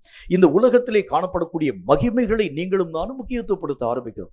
ஆனால் பரலோக ராஜ்யம் என்று அழைக்கப்படக்கூடியது இந்த உலகத்திலே காணப்படும் எந்த மேன்மைகளையும் ஒரு நாளும் ஏற்றுக்கொள்ளாது. நான் எத்தனை டிகிரி படிக்க ஆரம்பிச்சிருந்தாலும் பரலோக ராஜ்யத்திற்குள் பிரவேசிக்க அவைகள் ஒன்றும் நம்முடைய வாழ்க்கையிலே தகுதியை தராது. பரலோக ராஜ்யத்துக்குரிய தகுதி எப்படிப்பட்டதாய் உருவாக்கப்படுகிறதுனா, நீங்களும் நானும் கர்த்தருடைய வசனத்தில் எவ்வளவு தூரம் நீங்கள் பரிச்சயமாக்கப்பட்டிருக்கிறீர்களோ, எவ்வளவு தூரம் இந்த வசனம் சார்ந்த ஒரு வாழ்க்கை வாழ ஆரம்பிக்கிறீர்களோ, அப்பதான் இந்த வசனங்களுக்கு ஏற்ற ஒரு வாழ்க்கையான பரலோக ராஜ்யத்தின் முழு தகுதியை நாம் நம்முடைய வாழ்க்கையிலே தடை இல்லாமல் பெற்றுக்கொள்ள முடியும். நம்முடைய வாழ்க்கையில நம்ம இப்ப செய்யக்கூடிய எல்லா விதமான பணிகளும் பரலோகத்திற்கு உரியவைகள் அல்ல. முதல் காரியம், இந்த ஒரு விஷயத்தை யோசித்துக் கொள்ள வேண்டியது அவசியம். நான் இந்த விஷயத்தில் நான் மேன்மை பாராட்ட ஆரம்பிக்கிறேன். நான் இவ்வளோ லட்சம் ரூபாய் நான் சம்பளம் வாங்குறேன், இவ்வளோ காசின் ஊடாக நான் கடந்து போகிறேன், இவ்வளோ பெரிய ஒரு மேன்மை, இவ்வளோ பெரிய ஒரு அந்தஸ்து, இத்தனை விதமான மக்கள் எனக்கு கீழாக பணியாற்ற ஆரம்பிக்கிறாங்க. நான் ஒரு வார்த்தை சொன்னால் எல்லா விதமான ஜனங்களும் எனக்கு கீழ்ப்படிய ஆரம்பிக்கிறாங்க. நான் கட்டளை கொடுக்க ஆரம்பிக்கிறது உண்டான எல்லா விதமான மக்களும் எனக்கு முன்பதாக பணிந்து அந்த காரியங்கள் யாவற்றை பேச, இதெல்லாம் பரலோகத்திற்கு எந்த விதமான தகுதி உன்னுடைய வாழ்க்கையிலே தராது. பரலோகத்துக்குரிய தகுதி என்றால் எப்படிப்பட்டது என்றால், இந்த உலகத்தில் அற்பமாக நம்ம நினைக்கிற பார்க்க இந்த வசனங்கள் உங்கள் வாழ்க்கையாக மாற்றத்தின் மூலமாக கடந்து போக ஆரம்பிச்சாதான் தேவராஜ்யத்திலே நீங்களும் நானும் பிரவேசிக்கக்கூடிய முழு தகுதியை பெற்ற ஒரு மக்களாக விளங்க முடியும். வசனம் எப்படியாய் காணப்பட வேண்டும் என்கிறதை பற்றி சில முக்கியமான கருத்துக்களை உங்களோடு கூட நான் பேச வேண்டியது அவசியம். வசனத்துல அநேகம் விதமான வழிகளை நாம் மெய்யாகவே அறிய வேண்டும். ஒன்று, வசனத்தை நாம் வாசிக்கக்கூடிய ஒரு மக்களாக. 2, வசனத்தை நாம் அறியக்கூடிய ஒரு மக்களாக. 3, வசனத்தின்படி வாழக்கூடிய ஒரு மக்களாக. 4, வசனமாகவே மாறக்கூடிய மக்களாக. இதுதான் ஒரு பிக். நான் என்னுடைய வாழ்க்கையிலே வசனமாகவே வாழ்க்கை வாழ ஆரம்பிக்கிறேன். இயேசு வாழ்ந்த அந்த வாழ்க்கை அப்படித்தான். இயேசு வாழ்ந்த அந்த வாழ்க்கையிலே நீங்க பார்க்க ஆரம்பிக்கிறது உண்டானால், இயேசுவையும் வசனத்தையும் எந்த நாளிலும் பிரித்து கூட பார்க்க முடியாது. அவருடைய வாழ்க்கையினுடைய எல்லா நிலைகளையும் நீங்கள் எடுத்து பார்க்க ஆரம்பித்தால் வசனங்கள் அந்த வாழ்க்கையிலே அப்படியே காணப்பட ஆரம்பிக்கிறத பார்க்க முடியும். இன்றைக்கு நீங்களும் இந்த வசனமும் 2 பிரிவாக காணப்பட ஆரம்பிக்கிறோம். ஒரு காரியத்திற்காக நான் வாசிக்கிறேனே தவிர, இதனுடைய விளக்கத்தை நான் புரிந்து கொண்டால் பரலோகத்துக்கு போக முடியும் என்கின்ற ஒரு தன்மைக்காக நான் வாசிக்கிறேனே தவிர, முழு மனதோடு கூட இவைகளை நான் ஏற்றுக்கொள்ள மனமற்றவனாய் விளங்க ஆரம்பிக்கிறேன். இப்ப கர்த்தராகிய தேவன் என்ன சொல்றாரு பாருங்க, வசனமும் நீங்களும் வெவ்வேறாக வாழக்கூடிய ஒரு வாழ்க்கையினுடைய முறைமை, சாதாரணமாய் வசனத்தை வாசிக்கக்கூடிய ஒரு முறைமை, வசனங்களை நான் அறிந்து கொள்ளக்கூடிய ஒரு முறைமை, வசனங்களை கை கொள்ளக்கூடிய ஒரு முறைமை, கடைசியாக வசனமாகவே நான் மாறக்கூடிய ஒரு முறைமையைத்தான் ஆண்டவராக தேவன் நம்முடைய வாழ்க்கையிலே விசேஷமாய் எதிர்பார்க்கிறார். பரலோகத்திற்குரிய ஃபர்ஸ்ட் எலிஜிபிலிட்டி என்ன அப்படின்னு பார்த்தீங்கன்னா, நீங்களும் நானும் வசனமாகவே எப்பொழுது நாம் கர்த்தராகிய தேவனுடைய வார்த்தையாக மாற்றத்தின் ஊடாக கடந்து போகிறோமோ, அப்பதான் ஆண்டவராகிய தேவனுடைய ராஜ்யம் உங்களுக்காகவும் எனக்காகவும் திறக்கப்பட்டிருக்கிறதை பார்க்க முடியும். இந்த ராஜ்யத்திற்குள்ளாக நம்ம கடந்து போகக்கூடிய நேரங்கள் எல்லாவற்றிலும் எல்லா விதமான சூழ்நிலைகளை நீங்கள் பார்க்க ஆரம்பித்தால் எல்லாமே கர்த்தராகிய தேவனுடைய வசனங்களாகவே இருக்க ஆரம்பிக்கிறது நீங்க பார்ப்பீங்க. எல்லா விதமான காரியத்திலும் அங்கு காணப்படக்கூடிய ஜீவன்களாகட்டும், அங்கு காணப்படக்கூடிய தூதர்களாகட்டும், அங்கு காணப்படக்கூடிய ஒவ்வொரு விதமான நிலைகளாய் காணப்படக்கூடிய ஒவ்வொரு தன்மைகளாய் இருக்கட்டும், எல்லா விதமான விஷயங்களும் கர்த்தருடைய வசனங்களாகவே காணப்பட ஆரம்பிக்கிறதுனால அந்த ராஜ்யத்திற்குள் பிரவேசிக்க வேண்டும் என்றால் வசனமாய் நீங்கள் மாற்றப்பட ஆரம்பிச்சா தான் அதுக்குள்ள உள்ள போக முடியும். அதற்குரிய தகுதி, முதல் தகுதி அதுதான். அப்ப இந்த தகுதியை இழக்க செய்யக்கூடிய முதல் காரியம் என்ன அப்படின்னா, வசனத்தை மறக்கக்கூடிய முதல் நம்முடைய வாழ்க்கையை தகுதி இழக்கக்கூடிய வசனத்தை மறக்கக்கூடிய தன்மைதான் உங்களையும் என்னையும் தகுதி இழப்பை உருவாக்கக்கூடியதாய் விளங்க ஆரம்பிக்கிறேன். கேட்கிறேன், வசனத்தை கேட்கிறேன், வாசிக்கிறேன், வசனத்தினுடைய காரியங்கள் யாவற்றையும் நான் புரிந்து கொள்ள ஆரம்பிக்கிறேன். வசனம் சத்தியம் என்கிறதா எனக்கு நல்லாவே தெரியக்கூடியதாக விளங்க ஆரம்பிக்கிறது. இந்த வசனம் இல்லாம நான் வாழ்க்கை வாழக்கூடாது என்பதை பற்றி நான் யோசிக்கிறேன். ஆனால் கர்த்தராகிய தேவன் இதை காட்டிலும் இன்னும் ஒரு விஷயத்தை நம்முடைய வாழ்க்கையில் எதிர்பார்க்கிறார்.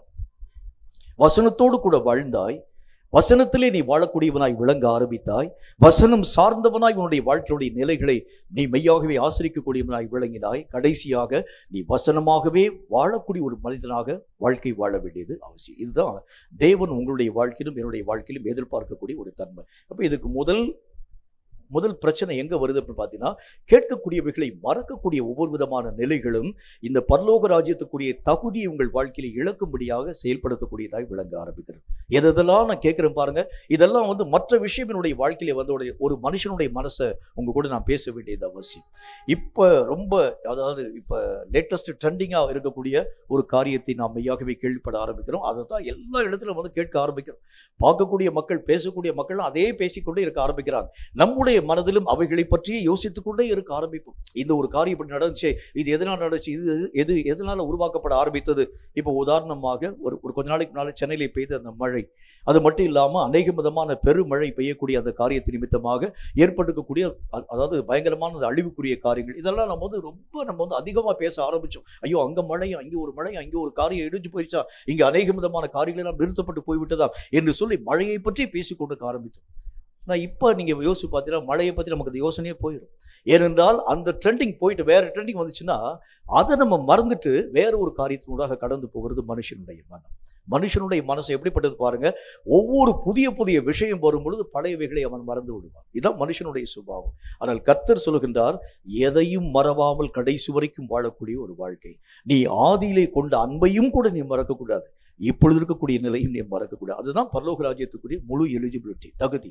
இந்த தகுதியின் அடிப்படை நம்முடைய வாழ்க்கையிலே வர ஆரம்பிச்சா மட்டும்தான் தேவ ராஜ்யத்திலே பிரவேசிக்கக்கூடிய எல்லா விதமான தன்மைகளை நீங்களும் நானும் தடையில்லாமல் பெற்றுக்கொள்ள முடியும். சொல்லப்படக்கூடிய வசனங்கள் யாருக்கோ உரைக்கப்படக்கூடியவைகள் அல்ல, கர்த்தர் மட்டும்தான் பேசுகிறார்.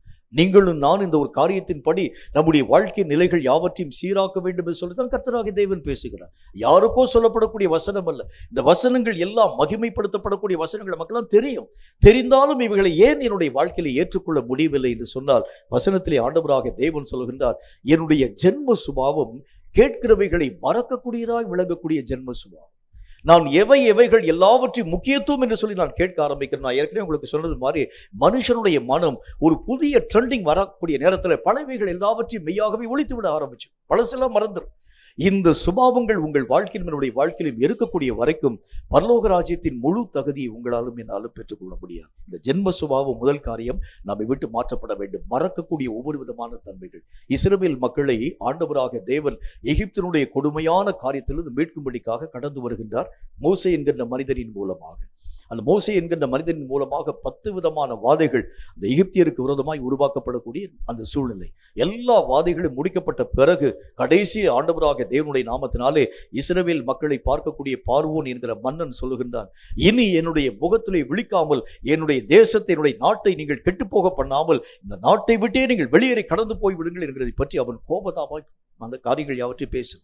உடனே எல்லா ஜனங்களும் பக்கத்து வீட்டில் இருக்கக்கூடிய எழுத்து வீட்டில் இருக்கக்கூடிய எல்லா விதமான நகை உடைமைகள் பொன் உறுப்புகள் எல்லாத்தையும் வாங்கிட்டு வெளியே போறாங்க. அவங்க எல்லாம் போனா போதும் என்று சொல்லி இஸ்ரவேல் மக்களை எகிப்தியர்கள் அனுப்பக்கூடிய அந்த நேரம் போய் பாதி வழி போயிருப்பாங்க. செங்கடலுக்கு பக்கத்திலே போகக்கூடிய நேரத்தில் எகிப்தியருக்கு உள்ளாக திரும்பவும் ஒரு மனதிலே ஒரு யோசனை ஒன்று வந்தது. பார்வோனுடைய மனசில் ஒரு யோசனை வந்தது. இந்த இஸ்ரவேல் மக்கள் ஒரு மாடு மாதிரி வேலை பார்க்கக்கூடிய மக்கள், இவர்களை நாம் அனுப்பிவிட்டது எப்படி? எவ்வளவு பெரிய ஒரு முட்டாள்தனமான ஒரு காரியத்தை செஞ்சிட்டோம். இவர்களை நாம் திரும்ப அழைத்து கொண்டு வந்தால் நமக்கு இன்னும் கட்ட வேண்டிய அநேக விதமான நகரங்கள் உண்டு. இவைகள் எல்லாவற்றுக்கும் உரிய பணிகள் யாவற்றையும் செயல்படுத்த வேண்டியது இந்த இஸ்ரவேல் மக்களுடைய பொறுப்பாக நம்ம கொடுத்திருந்தோம். அடிமையாக வேலை பார்த்தாங்க, சம்பளமே கொடுக்க வேண்டாம். எல்லா விதமான காரியத்தையும் செய்யக்கூடிய இந்த மக்களை நாங்கள் எப்படி வெறுமனை அனுப்பினோம் என்று சொல்லி இவர்களை பிடிக்கும்படிக்காக இந்த பார்வோன் தன்னுடைய சேனையோடு கூட திரும்ப வருகின்றார். நடந்த காரியம் உங்களுக்கே தெரியும். கடலை கர்த்தராக தேவன் பிளந்தார். இந்த இஸ்ரவேல் மக்கள் எல்லாம் வந்து கடந்து போனாங்க. எகிப்தியர்கள் அந்த கடலுக்குள் மூழ்கி மாண்டு போக ஆரம்பிச்சாங்க. உடனே அடுத்த கரையிலே கடந்து போகக்கூடிய இஸ்ரவேல் மக்களுக்கு பெரிய சந்தோஷம். கர்த்தராக தேவனுடைய நாமத்தினால இந்த பார்வோனுடைய சேனையை சமுத்திரத்திலே அமுழ்த்தி போட்டு எங்களையோ வென்றால் பாதுகாப்பாக இந்த நாட்டின் ஊடாக கடந்து போக முடியாத சூழ்நிலைகளை கர்த்தராக தேவன் தந்தார் என்று சொல்லி பாடல்கள் பாடி கர்த்தருடைய நாமத்தை மகிமைப்படுத்தினாங்க. எல்லா காரியத்தையும் செஞ்சு முடிச்சாங்க. கொஞ்ச நேரம் கழித்து அவர்களுக்கு பல விதமான தேவைகள் வந்தது. குறிப்பாக தண்ணீர் தாகம் வந்துருச்சு. தண்ணீருக்காக அவர்கள் அலையக்கூடிய ஒரு நேரம். உங்களுக்கு தெரியும், அந்த பகுதியிலே காணப்படக்கூடிய இடங்கள் எல்லாவற்றிலும் கூட எது பெரிய பிரச்சனை சொன்னால் தண்ணீர் ரொம்ப பிரச்சனையான ஒரு காரியம். பெட்ரோல் டீசலை கூட ஈஸியாக நீங்கள் விலை கொடுத்து வாங்கிடலாம், ஈஸியாக நீங்கள் வாங்கிடலாம். அதில் தண்ணீர் வாங்குகிறது ரொம்ப கடினம். ஆகவே இந்த தண்ணீருக்காக இந்த ஜனங்கள் மெய்யாகவே தேடி அலைய ஆரம்பித்தாங்க. தண்ணீர் இல்லைன்னு சொன்னோடனே மோசைக்கு விரோதமாக அந்த ஜனங்கள் யாவரும் முறுமுறுக்க ஆரம்பிக்கிறதை பார்க்க முடியும். மோசைக்கு விரோதமாக நாங்கள் எகிப்தில் இருந்தால் கூட பரவாயில்ல என்கிறதை பற்றி பேச ஆரம்பித்தாங்க. கொஞ்ச நேரத்தில் தங்களுடைய வாழ்க்கையில் ஒரு சின்ன ஒரு பிரச்சனை வரக்கூடிய நேரத்தில் நேரத்தில் அதுக்கு முன்னால் வரைக்கும் பாடல்கள் பாடின இஸ்ரவேல் மக்கள் இப்பொழுது கர்த்தரை அவர்கள் தூஷிக்கக்கூடியவர்களாய் விளங்க ஆரம்பிக்கிறதை பார்க்க. அதுதான் மனுஷனுடைய மனசு. கர்த்தராக தேவன் செய்த நன்மைகளை ஒரு வினாடியில் நீங்களும் நானும் மறந்துடுவோம். ஆண்டவராக தேவன் தந்த கிருபைகளை ஒரு செகண்ட் நீங்களும் நானும் தொலைக்கக்கூடிய ஒரு மக்களை விளங்குவோம். இதுதான் ஜென்ம சுபாவம் என்று கர்த்தராக தேவன் சொல்கிறார். இந்த பூமிக்கு பேரும் என்ன பூமி தெரியுமா? மறதியின் பூமி என்று அழைக்கப்படக்கூடியது.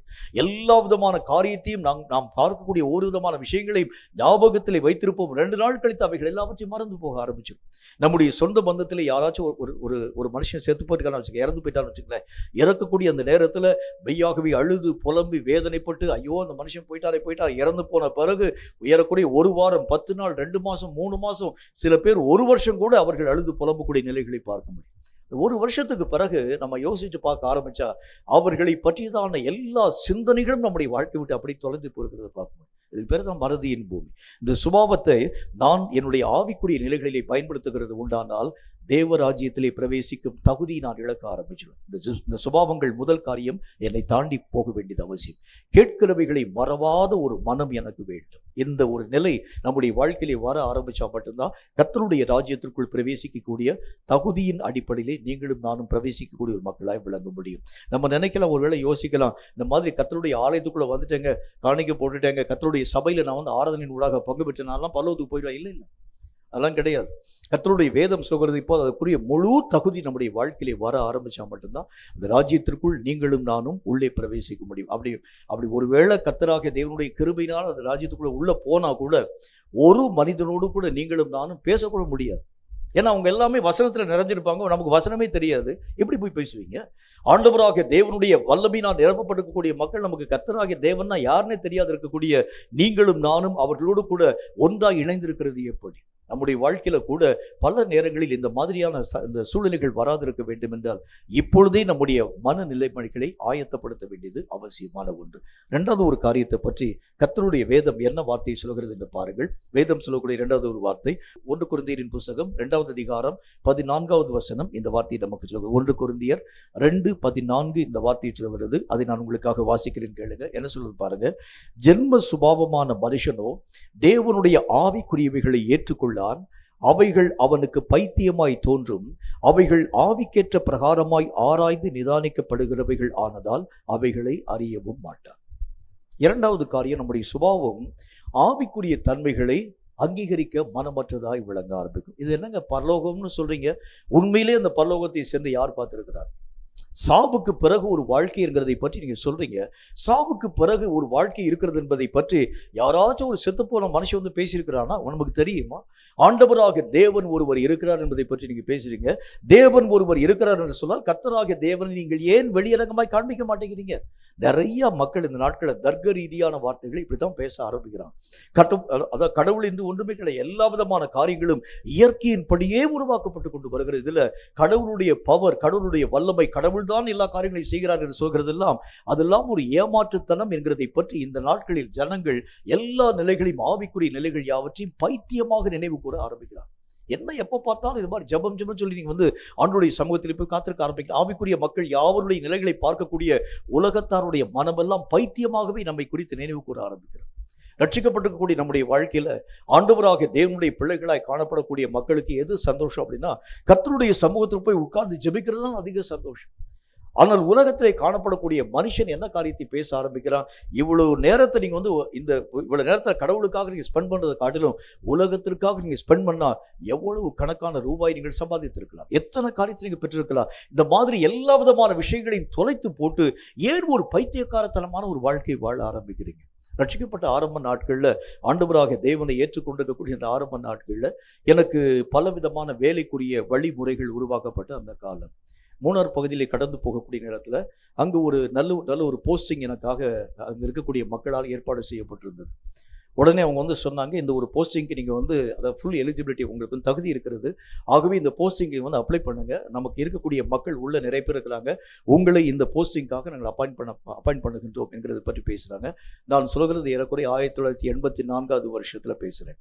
1984 வருஷத்தில் அப்பொழுது எனக்கு அவங்க வந்து பேசியிருக்கக்கூடிய சம்பளத்தினுடைய தொகை ஏறக்குறைய 68,000 ரூபாய் பேசினாங்க. 68,000 ரூபாய் சம்பளத்தில் வந்து உங்களுக்கு அந்த வேலை அந்த நாட்கள் 68,000 ரூபாய்ங்கிறது வந்து இப்போ வந்து எத்தனையோ லட்சக்கணக்கான ரூபாய்க்கு சமானம்.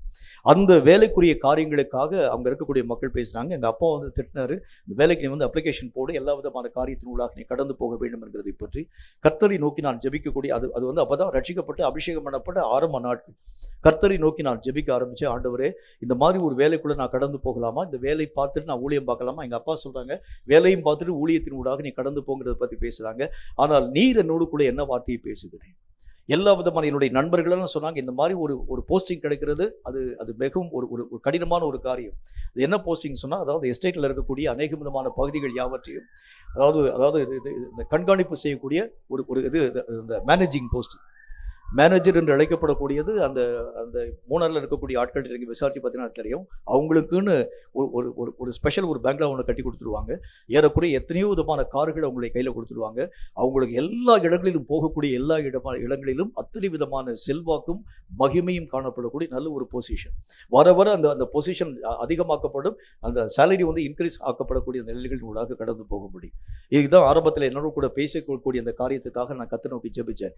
கர்த்தராகிய தேவன் என்னோடு கூட ஒரே ஒரு வார்த்தை சொன்னார், உலகத்திலே மேன்மை வேண்டுமா, என்னிடத்தில் மேன்மை வேண்டுமான்னு கர்த்தர் கேட்டார். உடனே கர்த்தரை பார்த்து நான் ஒரே ஒரு வார்த்தை நான் சொன்னேன், ஆண்டவரே, உலக மேன்மை எனக்கு வேண்டாம், உங்க மேன்மை எனக்கு போதும் என்கிறதை பற்றி நான் பேசின பொழுது கர்த்தராகிய தேவன் சொன்னார், உலகத்திலே காணப்படும் எல்லா நிலைகளையும் தூக்கி எறிந்து விட்டு நீ என்னை பின்பற்றி வந்தால் நான் உன்னை கனப்படுத்துவேன். அவ்வளவுதான். இப்போ சுற்றி இருக்கக்கூடிய மக்களுக்கெல்லாம் இது பைத்தியக்காரத்தனமாய் காணப்பட ஆரம்பிச்சது. நல்ல ஒரு வேலை கிடைச்சிச்சு, நல்ல ஒரு காரியத்தின் ஊடாக கடந்து போகக்கூடிய சூழ்நிலைகள் உருவாக்கப்பட்டு என்னுடைய எல்டர் பிரதர், மூத்த சகோதரர், அவரும் என்னோடு கூட அவர் வந்து என் கூட பேசக்கூடிய நேரங்கள் எல்லாவற்றையும் என்னை திட்டுவார்.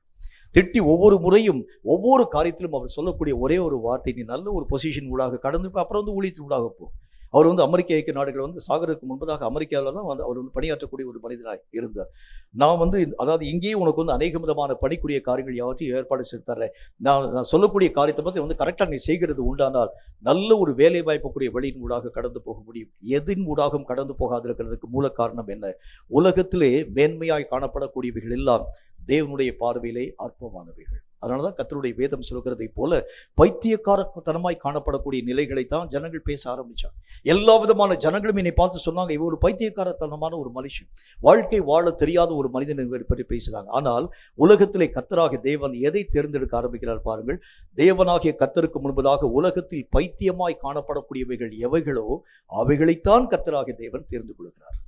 யாரெல்லாம் இந்த உலகத்திலே மக்கள் அற்பமாக நினைவு கூறுகிறார்களோ அவர்களை தான் கர்த்தராகிய தேவன் தேர்ந்தெடுக்க ஆரம்பிக்கிறார். இப்போ வேதம் சொல்லக்கூடிய வார்த்தையின் அடிப்படையில் இந்த பரலோகத்தினுடைய தகுதி என்றால் என்ன, உலகத்தினுடைய தகுதி என்றால் என்ன, ரெண்டு காரியத்திற்கும் பெரிய ஒரு வித்தியாசம் உண்டு.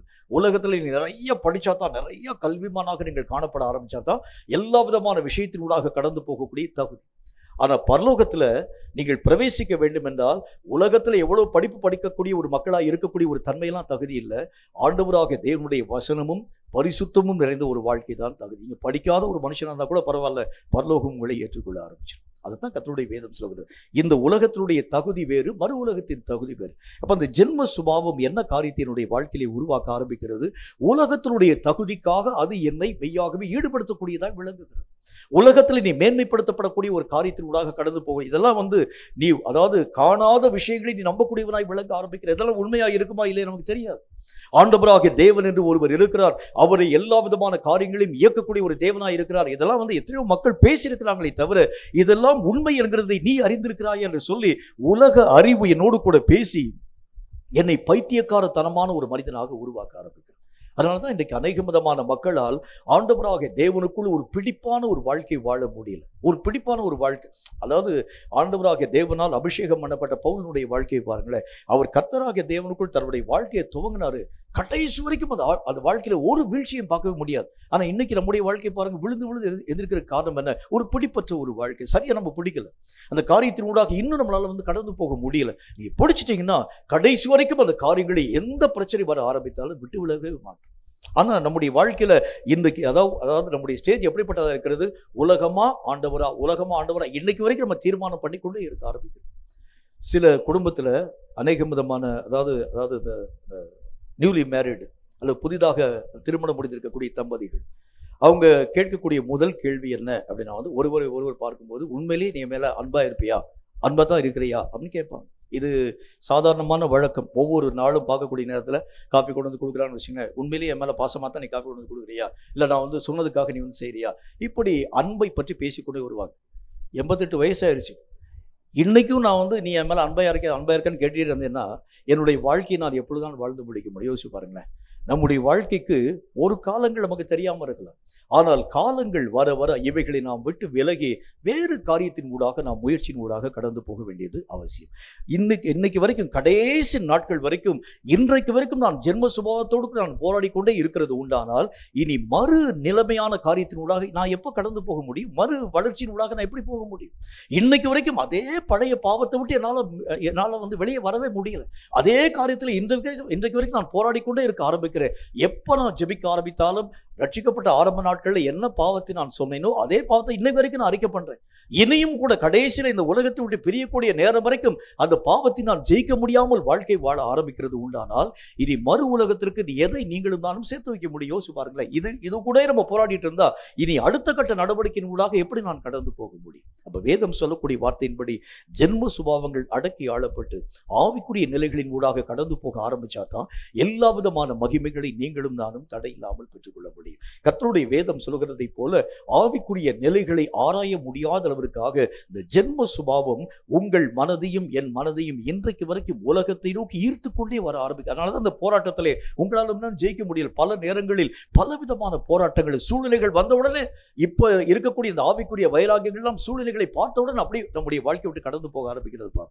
இதெல்லாம் ஏன் அப்படின்னா நம்முடைய வாழ்க்கையிலே இன்னும் ஒரு பிடிப்பற்ற ஒரு வாழ்க்கை, இன்னும் அந்த ஜென்ம சுபாவம் போராடி கொண்டே இருக்க ஆரம்பிக்கிறது. ஆனால் கர்த்தராகிய தேவன் சொல்கிறார், இந்த போராட்டத்தை எது வரைக்கும் நீ இந்த காரியங்கள் யாவற்றையும் எது வரைக்கும் நீ வந்து உன்னுடைய வாழ்க்கையில ஆசிரிக்க போகின்றாய்? இதை விட்டுட்டு நீ அடுத்த கட்டத்துக்குள்ளாக நீ போக வேண்டாமா? ஆகவே இந்த காரியங்களை நீங்க தொலைக்கும்படிக்காக முதல் காரியம் பிரயாசப்பட வேண்டியது அவசியம். இதை விட்டு நீங்க போனா தான் அடுத்த ஒரு பரிமாணத்தின் ஊடாக கடந்து போகவும் அடுத்த நிலைகளிலே மகிமையான காரியங்களை பெற்றுக்கொள்ளவும் நம்மால் முடியும். அப்ப வேதம் சொல்லக்கூடிய இரண்டாவது ஒரு வார்த்தையின் அடிப்படையில் ஜென்ம சுபாவமான மனிதன் ஆவிக்குரிய நிலைகளிலே காணப்படும் ஆழ்ந்த விஷயங்களை ஏற்றுக்கொள்ள மாட்டான். இப்ப உதாரணமாக நீங்கெல்லாம் வந்து ஆவிக்குரிய மக்களாய் உட்கார்ந்திருக்க ஆரம்பிக்கிறீங்க. ஆவிக்குரிய மக்களாய் காணப்படக்கூடிய உங்க கூட வந்து நான் ஒரு வார்த்தை ஒன்றை பேசுகிறேன். என்ன வார்த்தையை பேசுகின்றேன்? கர்த்தராகிய தேவன் நீங்க நினைக்கிற மாதிரி ஒரு கர்த்தர் அல்ல. கர்த்தராகிய தேவன் உங்களுக்கும் எனக்கும் சமீபமாய் காணப்படக்கூடிய ஒரு தேவன். அவரை உங்களாலும் என்னாலும் நேரடியாக மெய்யாகவே பார்க்க முடியும். அவருடைய குரலை நேருக்கு நேராக கேட்க முடியும். ஆண்டவராகிய தேவனுடைய பரிசுத்தமுள்ள மகிமையை நாம் நம்முடைய கண்களினால் பார்க்க முடியும். தரிசனத்துல பார்க்கிறோம், சொப்பனத்தில் பார்க்கிறோம். இது இல்லை, இதை காட்டிலும் இன்னும் ஒரு படி மேல போய் ஆண்டவராகிய தேவனுடைய மகிமையை முகமுகமாய் தரிசிக்கக்கூடிய வாக்கியங்களை நாம் நம்முடைய வாழ்க்கையிலே பெற முடியும். இதை நான் உங்களோடு கூட பேச ஆரம்பிக்கிறேன். கேட்கிறோம், எழுதுறோம், எல்லா விதமான காரியங்களை புரிந்து கொண்டோம். ஆனால் வாழ்க்கையிலே இவைகளை நான் என்னுடைய வாழ்க்கையிலே பயனாக்குகிறதே கிடையாது. காரணம் என்ன? என்னுடைய மனதிலே இவைகளை பற்றி பலவிதமான சந்தேகங்கள், ஏற்றுக்கொள்ள முடியல. கர்த்தருடைய வேதம் அதைத்தான் சொல்லுது. ஜென்ம சுபாவமான மனிதன் ஆவிக்குரியவர்களை முழுசா ஏற்றுக்கொள்ள மாட்டான். ஏற்றுக்கொள்ள ஆரம்பிச்சா அதை அவன் பயன்படுத்த ஆரம்பிச்சிடும். இதுவரைக்கும் பயனாக்கப்படாது இருக்கிறதுக்கு என்ன காரணம்? கர்த்தராகிய தேவனை தரிசிக்க முடியும் என்கிறது எல்லாருக்கும் தெரியும். ஏன் உங்களுடைய வாழ்க்கையிலிருந்து ஒரு காரியம் பயனாக்கப்படலைன்னா அவைகளை இன்னும் உங்களுடைய ஜென்ம சுபாவமான மனுஷனுடைய காரியத்தை நிமித்தம் முழுவதுமாய் ஏற்றுக்கொள்ள முடியல. நீங்க ஏற்றுக்கொள்ள ஆரம்பிச்சிட்டீங்கன்னா அதை நோக்கி நீங்கள் கட்டாயம் கடந்து போக ஆரம்பிச்சிடும். ஏற்றுக்கொள்ளாம இருக்கிறனாலதான் அந்த நினைவுகள் எல்லாம் நம்முடைய மனசுல தான் இருக்கிறது. நான் கற்றுக்கொண்ட ஒவ்வொரு காரியத்தையும் நான் உள்ளதான் வச்சிருக்கிறேன். என்றாலும் அதை நான் ஏன் என்னுடைய வாழ்க்கையிலே பெற முடியாதவன் நான் காணப்படுகிறேன் என்று சொன்னால் இன்னும் அவைகளின் ஆழத்தை முழுவதுமாய் அறிய என்னால் முடியாமல் இருக்கிறதுனால என்னால் அந்த காரியத்தினுடைய முழுமையை பெற முடியாதுன்னா இன்றைக்கு வரைக்கும் நான் வச்சிருக்கேன். இன்றைக்கு வரைக்கும் நிறைய விதமான மக்களை பார்த்து நம்ம கேள்வி கேட்க ஆரம்பிக்கிறது உண்டானா அவங்க பதில் சொல்லிடுவாங்க. என்ன பதில் சொல்லுவாங்க? ஆண்டவராக இயேசுவை எப்படிலாம் பார்க்க முடியும்? உடனே எதிர்ச்சின்னு பதில் சொல்லுவாங்க. ஆண்டவராக இயேசுவை முழு இருதயத்தில் கூட தேடினால் அவரை பார்க்கலாம். இருதயத்தில் சுத்தமாக நாம் காணப்பட ஆரம்பித்தால் கர்த்தராகிய தேவனை பார்க்கலாம். ஆண்டவராகிய தேவன் நாம் கருத்தாய் தேடினால் கர்த்தராகிய தேவன் வரிசை கடகடன்னு எல்லாத்தையும் சொல்லுவாங்க. ரெண்டாவது கேள்வி கேட்குறீங்க, இத்தனை விதமான வழியின் மூலமாக கர்த்தரை பார்க்கலாம்னு சொல்றீங்களே, கர்த்தரை ஒரு முறையாக நீங்கள் பார்த்தது உண்டா? இல்லைங்க. எனக்கு தெரியும், வழிகளெல்லாம் தெரியும். ஆனால் ஒரு முறை கூட நான் என்னுடைய வாழ்க்கையிலே ஆண்டவராகிய தேவனை சந்தித்தது கிடையாது. ஏன் சந்திக்கல அப்படின்னா ஜென்ம சுபாவமான மனிதன் தலையறிவாக எல்லா காரியத்தையும் ஏற்றுக்கொள்வானே தவிர அனுபவமாக்க அவன் அனுமதிக்க மாட்டான். அதுதான் பிரச்சனை. இந்த அனுபவமாக்கப்படக்கூடிய ஒரு வாழ்க்கை தான் பரலோக ராஜ்யத்திற்குள் பிரவேசிக்கக்கூடிய முழு தகுதி உன்னுடைய வாழ்க்கையிலும் என்னுடைய வாழ்க்கையிலும் தரக்கூடிய வலிமை வாய்ந்தது. நம்முடைய வாழ்க்கையில எவைகள் எல்லாவற்றையும் கர்த்தராகிய தேவனுடைய சமூகத்திலிருந்து கேட்டு பெறுகிறோமோ அவைகள் எல்லாவற்றையும் பயன்படுத்த நீங்களும் நானும் முயற்சிக்கணும். இந்த பயனாக்கப்படக்கூடிய நிலைகளின் மூலமாகத்தான் பரலோகத்திற்கு நீங்களும் நானும் பிரவேசிக்கக்கூடிய முழு தகுதியை பெறக்கூடிய ஒரு மக்களாய் விளங்க முடியுமே தவிர, மற்றபடி கேட்கக்கூடிய வசனம், நிறைய வசனத்தை நான் கேட்டிருக்கிறேன், நிறைய காரியங்களை நான் அறிந்திருக்கிறேன், நிறைய காரியங்களின் ஊடாக நான் கடந்து போயிருக்கிறேன், எத்தனையோ மக்கள் சொல்லியிருக்கக்கூடிய தரிசனங்களை நான் கேட்டிருக்கிறேன், சொப்பனங்களை கேட்டிருக்கிறேன், ஆவிக்குரிய நிலைகளை நான் அந்த மக்கள் பேசக்கூடிய வார்த்தைகளை நான் வந்து என்னுடைய வாழ்க்கை நான் அந்த காரியங்கள் யாவற்றையும் அங்கீகரித்திருக்கிறேன். இவைகளின் நிமித்தமாக பரலோகத்துக்குள் போவேன் என்றால் இல்லை. அவன் பேசுறதை கேட்கறனால பரலோகத்துக்கு போக முடியாது. நீ அந்த காரியங்களை உன்னுடைய வாழ்க்கையிலே அனுபவிக்கும்படிக்காக ஜென்ம சுபாவத்தின் நிலைகளிலே நின்று நீங்களும் நானும் புறம்பை தள்ளப்பட வேண்டியது அவசியம். இதை விட்டு நீங்க வெளியே வந்தா தான் நீங்கள் கேட்கிறவைகளை கை கொள்ளும் ஒரு மக்களாக விளங்க ஆரம்பிக்கீங்க. அது எப்படி கை கொள்ளுவீங்க? முழு மனதோடு அந்த காரியங்களை செய்யும் ஒரு மக்களாய் விளங்க ஆரம்பிச்சு. மற்றபடி இவைகள் எல்லாம் ஒரு பெயருக்காக 2 நாள் நம்ம வந்து செய்ய ஆரம்பிப்போம், 3வது நாள் அவைகள் எல்லாவற்றையும் மறந்து போக ஆரம்பிச்சோம். இதுக்கு காரணம் என்ன? ஜென்ம சுபாவமான மனிதனுக்கு இவைகளிலே எந்த ஈடுபாடும் கிடையாது, ஆவிக்குரிய தன்மைகளில் ஈடுபாடு கிடையாது. ஆகவே இந்த காரியங்களை அவன் அதாவது தன்னுடைய தலையறிவில் ஏற்றுக்கொள்வானை தவிர உள்ளபூர்வமாக அங்கீகரிக்க அவன் ஒரு நாளும் அங்கீகரிக்க மாட்டான். ஆகவே தான் கர்த்தராகிய தேவன் சொல்கின்றார், கேட்கிறவைகளை மறக்கிறது மட்டுமல்ல, வேதம் சொல்கிறதை போல ஆவிக்குரியவைகளை ஏற்றுக்கொள்ள முடியாத தன்மை, ஏற்றுக்கொள்ள முடியாத என்ன அர்த்தம்? ஏற்றுக்கொள்ள முடியாதவைகள் உங்கள் வாழ்க்கையிலே இதுவரைக்கும் பயனாக்கப்பட்டிருக்க. அது அப்படித்தான் இருக்கும். நீங்க கேட்டிருப்பீங்க, ஆனா அது இதுவரைக்கும் எந்த விதமான விளைச்சலையும் தந்திருக்காது. கர்த்தரை பார்க்கறீங்கிற அந்த கர்த்தராக தேவனை பார்க்க முடியும் என்கிறத பற்றி நீங்க கேள்விப்பட்டிருப்பீங்க. அது உங்களுடைய மனசுல இருக்குமே தவிர அவைகள் உங்கள் வாழ்க்கையிலே பயனாக்கப்பட்டிருக்காது. அப்படின்னா என்ன அர்த்தம்? கேட்கக்கூடியவைகளை நான் என்னுடைய வாழ்க்கையிலே பயன்படுத்தாத தன்மைகள் எல்லாம் ஜென்ம சுபாவத்தினால் உருவாக்கப்படக்கூடிய ஒன்று. இதுதான் ஒவ்வொரு ஆவிக்குரிய மனுஷனுடைய வாழ்க்கையும் கெட்டுப்போக பண்ணக்கூடிய சாத்தானுடைய வித்துகளுக்கு சமானமாய் காணப்படக்கூடிய ஒன்றாக இருக்கிறதுனால இவைகளிலே நின்று நீங்களும் நானும் விலக வேண்டும் என்று கர்த்தர் நமக்கு சொல்லுகின்றார். 3வது ஒரே ஒரு காரியத்தை நான் சொல்லி முடிச்சிட்டேன். கர்த்தருடைய வேதம் சொல்லக்கூடிய மற்றும் ஒரு வார்த்தையாக, அதே யாக்கோபு எழுதின நிருபத்தில் அதுல 3வது அதிகாரம் 7வது வசனம் இந்த வார்த்தையை நமக்கு சொல்லுகிறது. யாக்கோபு எழுதின நிருபம் 3வது அதிகாரம் 7வது வசனம் இந்த வார்த்தையை சொல்லுகிறது. அதை கொஞ்சம் நிதானமா வாசிக்கிறேன், கவனிங்க. சகல விதமான மிருகங்கள், பறவைகள், ஊரும் பிராணிகள், நீர் வாழும் ஜந்துக்கள் ஆகிய இவைகளின் சுபாவம் மனுஷ சுபாவத்தால் அடக்கப்பட்டதும் உண்டு. முக்கியமா என்ன ஒரு காரியத்தை பார்க்கணும் அப்படின்னா, இப்ப நம்ம இருக்கக்கூடிய நம்முடைய வாழ்க்கையினுடைய நிலைகளை பார்த்தா எல்லா விதமான மக்களையும் நாம் பார்க்கும் பொழுது என்ன சொல்லுவோம்? இவர்கள் எல்லாரும் மனிதர்கள் அப்படிதான் நம்ம பேசுவோம். இங்க இருக்கக்கூடிய எல்லாமே மனிதர்கள் தான், அப்படிதான் பேசுவோம். ஆனால் உள்ள பார்க்கக்கூடிய நேரத்துல வெளியே பார்க்கக்கூடிய தோற்றத்துல மனிதர்களாய் காணப்பட ஆரம்பித்தாலும் உள்ள பல விதமான மிருக சுபாவங்கள் நமக்குள் காணப்பட ஆரம்பிக்கிறதை பார்க்க முடியும். என்ன மிருக சுபாவம் காணப்பட ஆரம்பிக்கும்? ஒருவேளை நமக்கு ஏதாவது ஒரு காரியம் கொடுக்கப்படவில்லை என்று சொன்னால் நம்முடைய மனதிலே வரக்கூடிய அந்த எண்ணங்களும் சிந்தனைகளும் மகா பெரிய கொடுமை நிறைந்ததாக உருவாக்கப்பட ஆரம்பிக்கிறதை பார்க்க முடியும். அடிக்கடி நான் சொல்லக்கூடிய நல்ல ஒரு உதாரணத்தை உங்களோடு கூட நான் பேச ஆசைப்படுகின்றேன். கெட்டகுமாரனுடைய கதை உங்களுக்கு நல்லாவே தெரியும். இந்த கெட்டகுமாரன் ஒருவன் அவன் என்ன காரியத்தை செயல்படுத்த ஆரம்பிக்கிறான் அப்படின்னா, தன்னுடைய தகப்பன் கூட சண்டை போட்டுட்டு அந்த சொத்துக்கள் யாவற்றிலும் என்னுடைய பங்கை எனக்கு பிரிச்சு கொடுங்க கேட்கிறான். கேட்கக்கூடிய நேரத்தில் அப்பா சொல்றாரு, இல்லை அந்த சொத்தை பராமரிக்கக்கூடிய அந்த திறமை உனக்கு கிடையாதுப்பா, இதை நீ அழிச்சு போட்டுருவேன்னு சொல்லக்கூடிய நேரத்தில் சண்டை போட்டு என்னுடைய பங்கை நீங்க என்னுடைய உரிமையை என்னுடைய கையில் நீங்க கொடுத்துருங்க, நான் தூரதேசத்துக்கு நான் போக வேண்டியது அவசியம் என்கிறத பற்றி கேட்டு சண்டை போட்டு வாங்கிட்டு போயிட்டான். தூரதேசத்துக்கு போனால் சொத்துக்கள் யாவற்றையும் அழிச்சு போட்டால் கூட இருக்கக்கூடிய நண்பர்கள் யாவரும் கொஞ்ச நாள் வரைக்கும் காசு இருக்கக்கூடிய வரைக்கும் கூட இருந்தாங்க. காசு எல்லாம் அவனுடைய கையை விட்டு தாண்டி போகக்கூடிய நேரத்தில் அந்த நண்பர்கள் எல்லாமே அவனுக்கு விலகி போயிட்டாங்க. இப்போ இந்த மனுஷன் இந்த பையன் அவன் தனியாக விடப்படக்கூடிய ஒரு நேரம், அவனுக்கு சாப்பிடுகிறதுக்கு வழி இல்லை, யாராகிலும் அவனுக்கு உதவி செய்யலாம்னு சொல்லி பார்க்குறான். உதவி செய்கிறதுக்கு எந்த விதமான மார்க்கும் ஒன்றுமே கிடையாது. உடனே எங்கேயாச்சும் ஒரு இடத்துல போய் வேலை பார்க்கலாம்னு சொல்லி பார்த்தா வேலைக்குரிய தகுதியும் அவனுடைய வாழ்க்கையில் கிடையாது, எந்த விதமான படிப்பும் இல்லை. ஏன்னா ஆரம்ப நாட்களிலேயே அவன் தன்னுடைய வாழ்க்கையை தொலைச்சிட்டு எங்கேயோ தூரதேசத்துக்கு போயிட்டான். அதனால படிப்பும் கிடையாது, எந்த விதமான ஞானமும் கிடையாது, உலகத்தில் எப்படி வாழ வேண்டும் என்கிற திறமையும் தெரியாது. ஒண்ணுமே இல்லாத இருக்கக்கூடிய மனுஷனுக்கு யார் வேலை கொடுக்க முடியும்? இங்கே அலைஞ்சி சாப்பிடக்கு வழி இல்லாமல் கஷ்டப்படக்கூடிய நேரத்தில் ஒரே ஒரு பண்ணை வீட்டுக்கு அவன் கடந்து போகிறான். அந்த பண்ணை வீட்டில் அந்த அவன் என்ன செய்யறான்னா, நிறைய பன்றிகளை வைத்து வளர்க்கக்கூடிய ஒரு மனுஷன். இந்த மனுஷன் வந்து அவனை பார்த்து சொல்கிறான், சரிப்பா உனக்கு வந்து வேலை இருக்குது. என்ன வேலைன்னா அந்த பன்றிகள் யாவற்றுக்கு வந்து ஆகாரம் கொடுக்கணும், தவிடு குழைச்சி வைக்கணும், இதுதான் உன்னுடைய வேலை என்கிறதை பற்றி அந்த மனிதன் சொல்லுகின்றான். சரின்னு சொல்லிட்டு இவனும் அந்த பன்றிக்கு உரிய ஆகாரங்கள் யாவற்றையும் கொடுக்க ஆரம்பிக்கலாம். ஒரு நாள் சாயங்கால நேரத்தில் அந்த தவிடு யாவற்றையும் வந்து குலைக்கக்கூடிய நேரத்தில் இவனுக்கு ரொம்ப அதீதமான பசி, சரியாக சாப்பிடாம போனதுனா, மத்தியானம் சாப்பிடல, சரியாக சாப்பிடல, காலையிலேயும் சரியான ஆகாரம் இல்லை. சாயங்கால வேளையில் அந்த பன்றிக்கு வைக்கக்கூடிய அந்த தவிட்டை கொண்டு போய் அந்த பன்றிக்கு வைக்கக்கூடிய நேரத்தில் உனக்கு பசியினுடைய மிகுதியினால என்ன செய்யறதுன்னு தெரியாம 2 உருண்டை அவன் வந்து வாயில் தூக்கி போட்டுட்டான், சாப்பிட்டுட்டான். அந்த பன்றிக்கு வைக்கக்கூடிய தவிட்டை எடுத்து சாப்பிட்டுட்டான். இந்த காரியத்தை தூரத்திலிருந்து பார்க்கக்கூடிய எஜமான் வந்தார். நீ என்ன காரியத்தை செஞ்ச?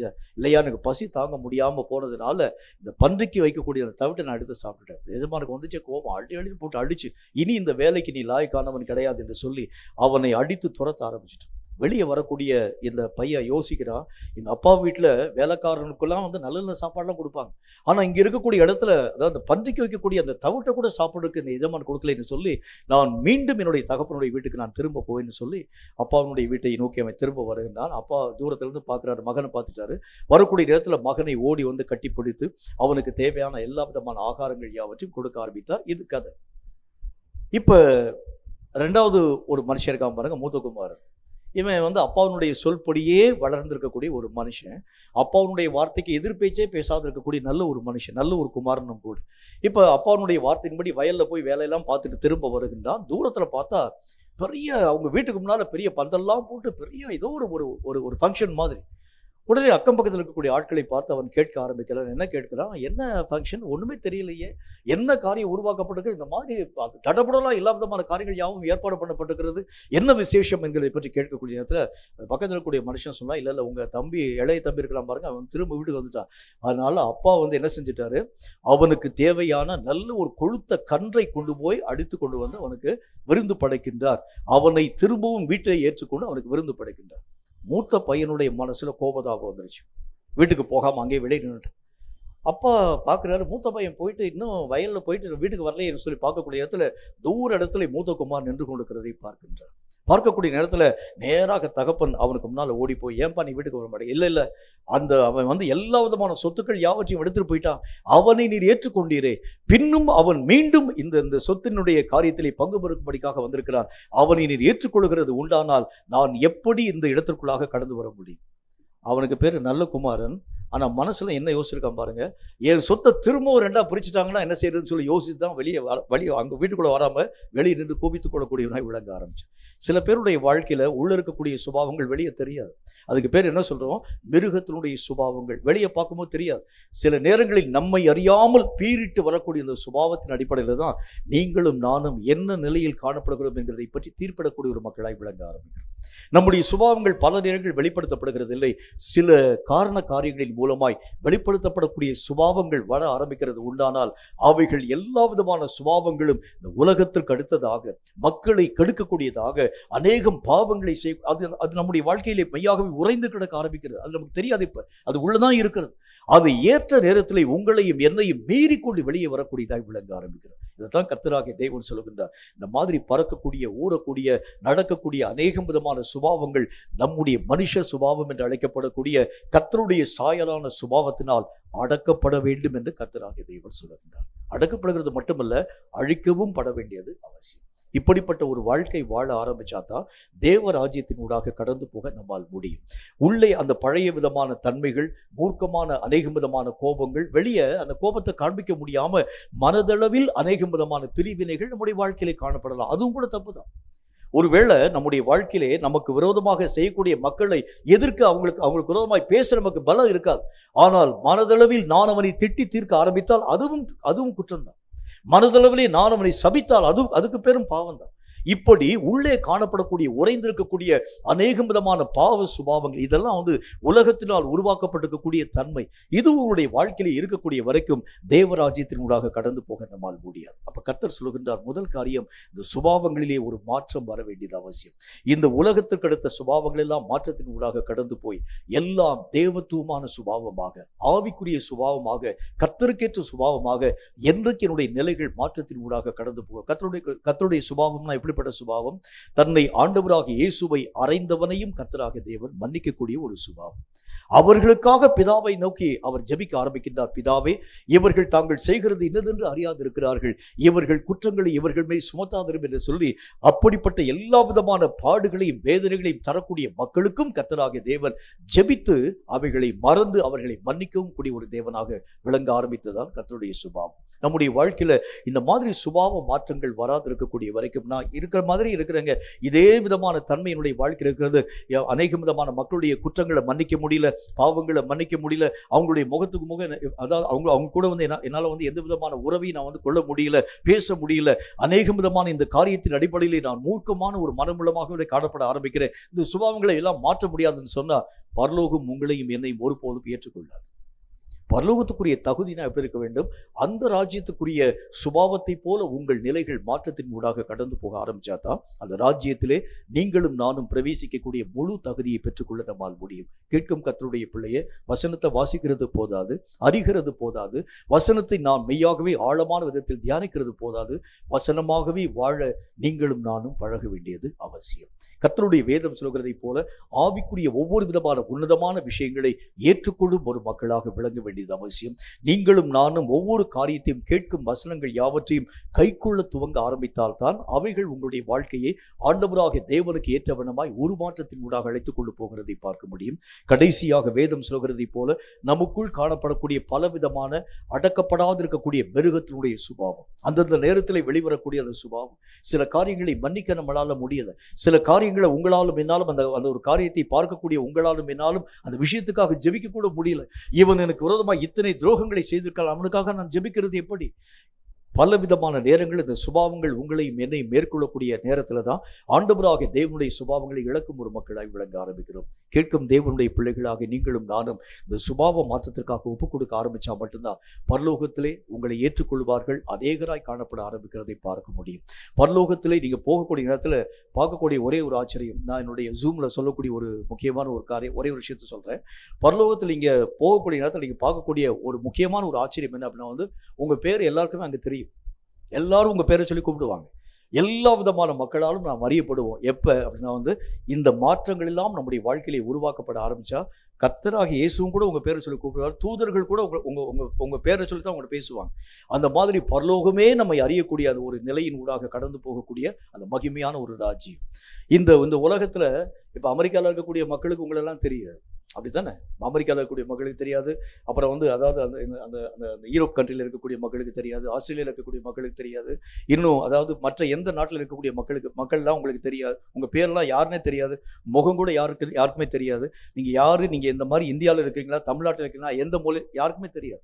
ஆனால் பரலோகத்திற்குள்ளாக நீங்கள் பிரவேசிக்கும் போது உள்ளே போன உடனே உங்கள் பேரை சொல்லித்தான் முதல்ல கூப்பிடுவாங்க. உள்ள போன உடனே அவ்வளோ பெரிய ஒரு பரவசமான ஒரு நாடாக அந்த நாடு காணப்பட ஆரம்பிக்கிறதை பார்க்க முடியும். இது ஏன் உங்களுக்கு சொல்றேன் அப்படின்னா வந்து அந்த நாட்டுக்குள் பிரவேசிக்கக்கூடிய தகுதி நம்முடைய வாழ்க்கையில வர ஆரம்பிக்கிறது உண்டானாலும் எல்லாராலும் நீங்கள் அறியப்பட்டவர்களாக காணப்பட ஆரம்பிக்கிறதை பார்க்க முடியும். அந்த பரலோகத்தின் முழு சந்தோஷத்தை தடையில்லாமல் அனுபவிக்க உங்களாலும் என்னாலும் ஆகும். இப்படிப்பட்ட நிலைகளுக்காக கர்த்தரை நோக்கி நாம் கண்களை மூடி ஜெபிக்க வேண்டியது அவசியம். தலைகளை தாழ்த்தி கண்களை மூடி நாம் கர்த்தரை நோக்கி ஜெபிக்கலாம். சுபாவ மாற்றங்கள் வராத கிறிஸ்தவம் ஒன்றுமே இல்லை. ஒருவன் கிறிஸ்தவனாய் மாற்றப்பட ஆரம்பிக்கிறது உண்டானால் தன்னுடைய சுபாவங்கள் எல்லாம் உருமாற்றப்பட்டு ஆண்டவராகிய தேவனுக்குரிய சுபாவங்கள் அவனுடைய வாழ்க்கையிலே வளர வேண்டியது அவசியமான ஒன்று. நான் இருக்கிற மாதிரியே இருப்பேன் என்றாலும் நான் ஒரு கிறிஸ்தவன் என்று சொல்லுகிறது அது அர்த்தமற்ற ஒரு கிறிஸ்தவ வாழ்க்கை. ஒரு கிறிஸ்தவ வாழ்க்கை என்று சொன்னால் நீங்கள் முழுக்க மறைக்கப்பட்டு நீங்கள் முழுக்க மாற்றத்தின் ஊடாக கடந்து போய் கிறிஸ்துவாகவே உங்களை நீங்கள் வெளிப்படுத்தக்கூடிய ஒரு மக்களாய் விளங்க ஆரம்பிக்கிறீங்க. ஆண்டவராகிய தேவனுடைய பரிசுத்தமுள்ள நாமத்தினாலே இயேசு இந்த உலகத்திலே வாழ்ந்த அந்த காலங்களை நாம் சற்று ஆராய்ந்து பார்க்கலாம். அந்த காலங்களிலே ஆண்டவராகிய இயேசு கிறிஸ்து இந்த உலகத்திலே பிதாவாகிய தேவனை அப்படியே வெளிப்படுத்தும் கர்த்தராக விளங்க ஆரம்பித்தார். அவரை போலவே மாற்றத்தின் ஊடாக கடந்து போய் அவரை போலவே பேசி அவரை போலவே தன்னுடைய அன்பை வெளிப்படுத்தும் இயேசுவாக இந்த உலகத்திலே வாழ்ந்தது மாதிரி உங்களுடைய சுபாவங்களோடு கூட இன்றைக்கு வரைக்கும் நான் கிறிஸ்தவனாக வாழுகிறேன் என்று சொன்னால் அர்த்தமற்ற கிறிஸ்தவ வாழ்க்கை நாம் வாழுகிறோம்.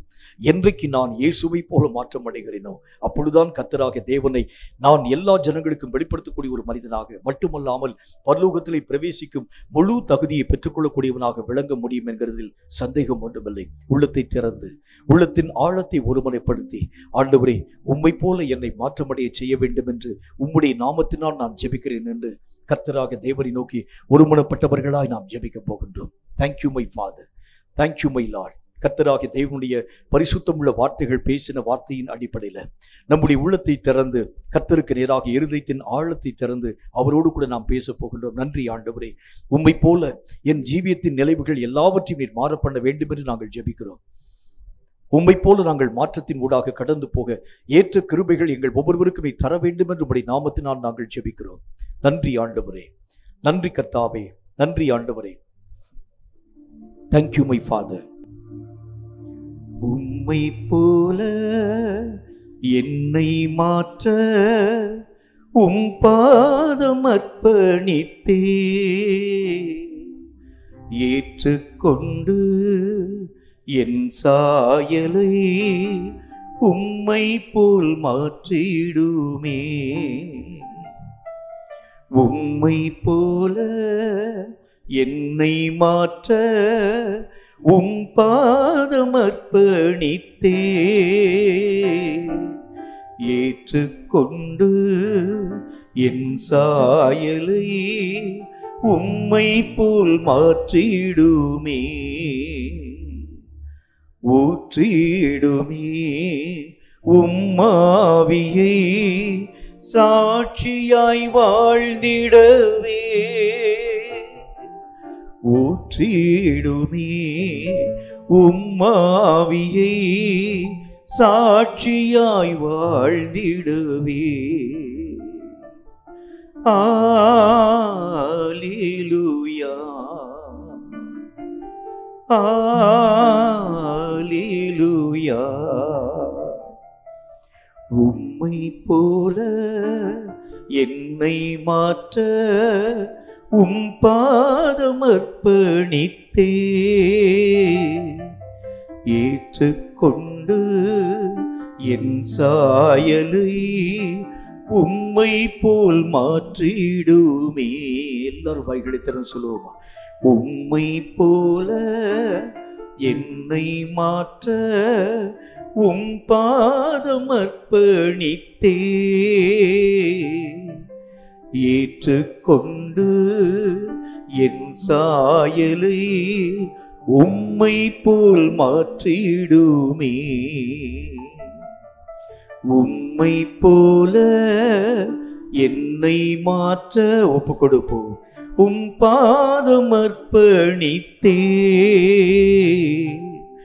ஏற்றுக்கொண்டு என் சாயலை உம்மை போல் மாற்றிடுமே. பரிசுத்தமே என் சாயலாய் மாறிட உதவி செய்யும்.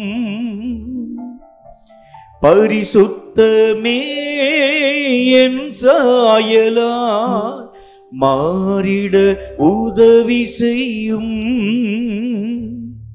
உம்மை போன்ற பரிசுத்தமே, உம்மை போன்ற பரிசுத்தமே என் வாழ்வில் காணச் செய்யும்.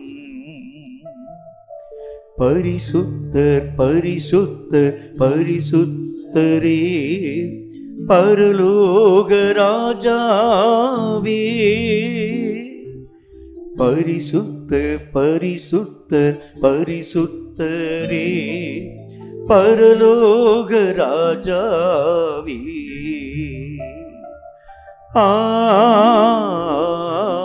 ஆமென்,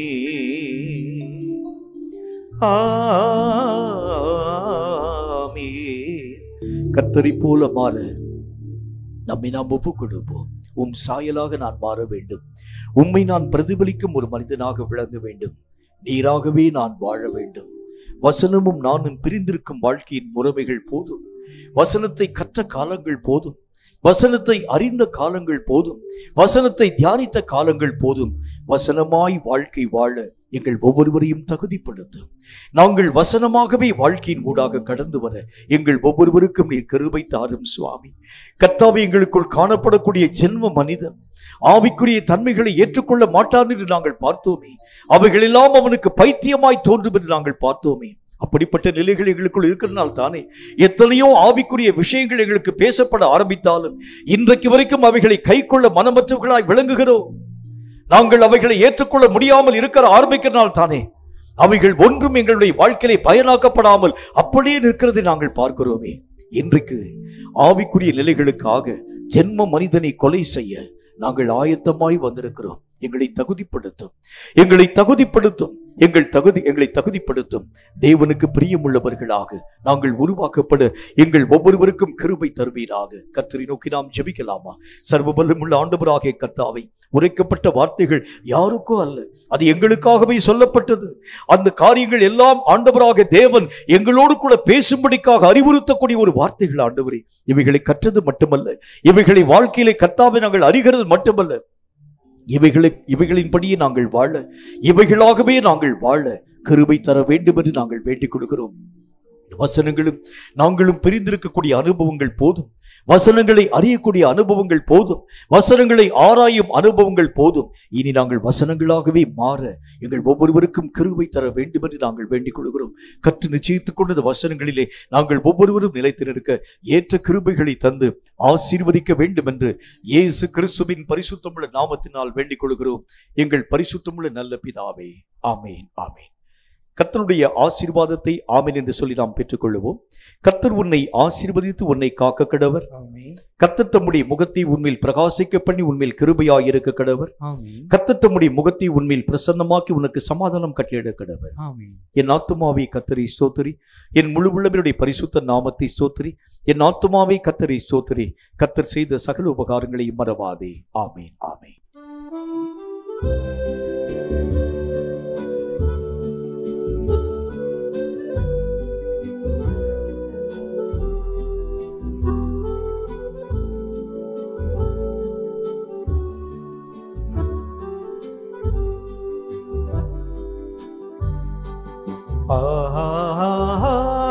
அல்லேலூயா,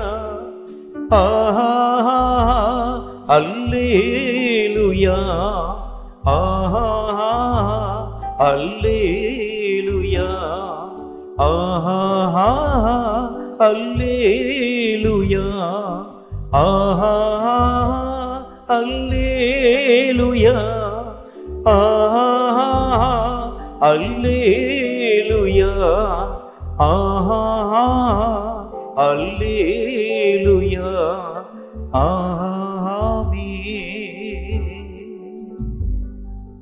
கர்த்தர் தாமே உங்கள் ஒவ்வொருவரையும் அளவில்லாமல் ஆசீர்வதிப்பாராக. ஆமென்.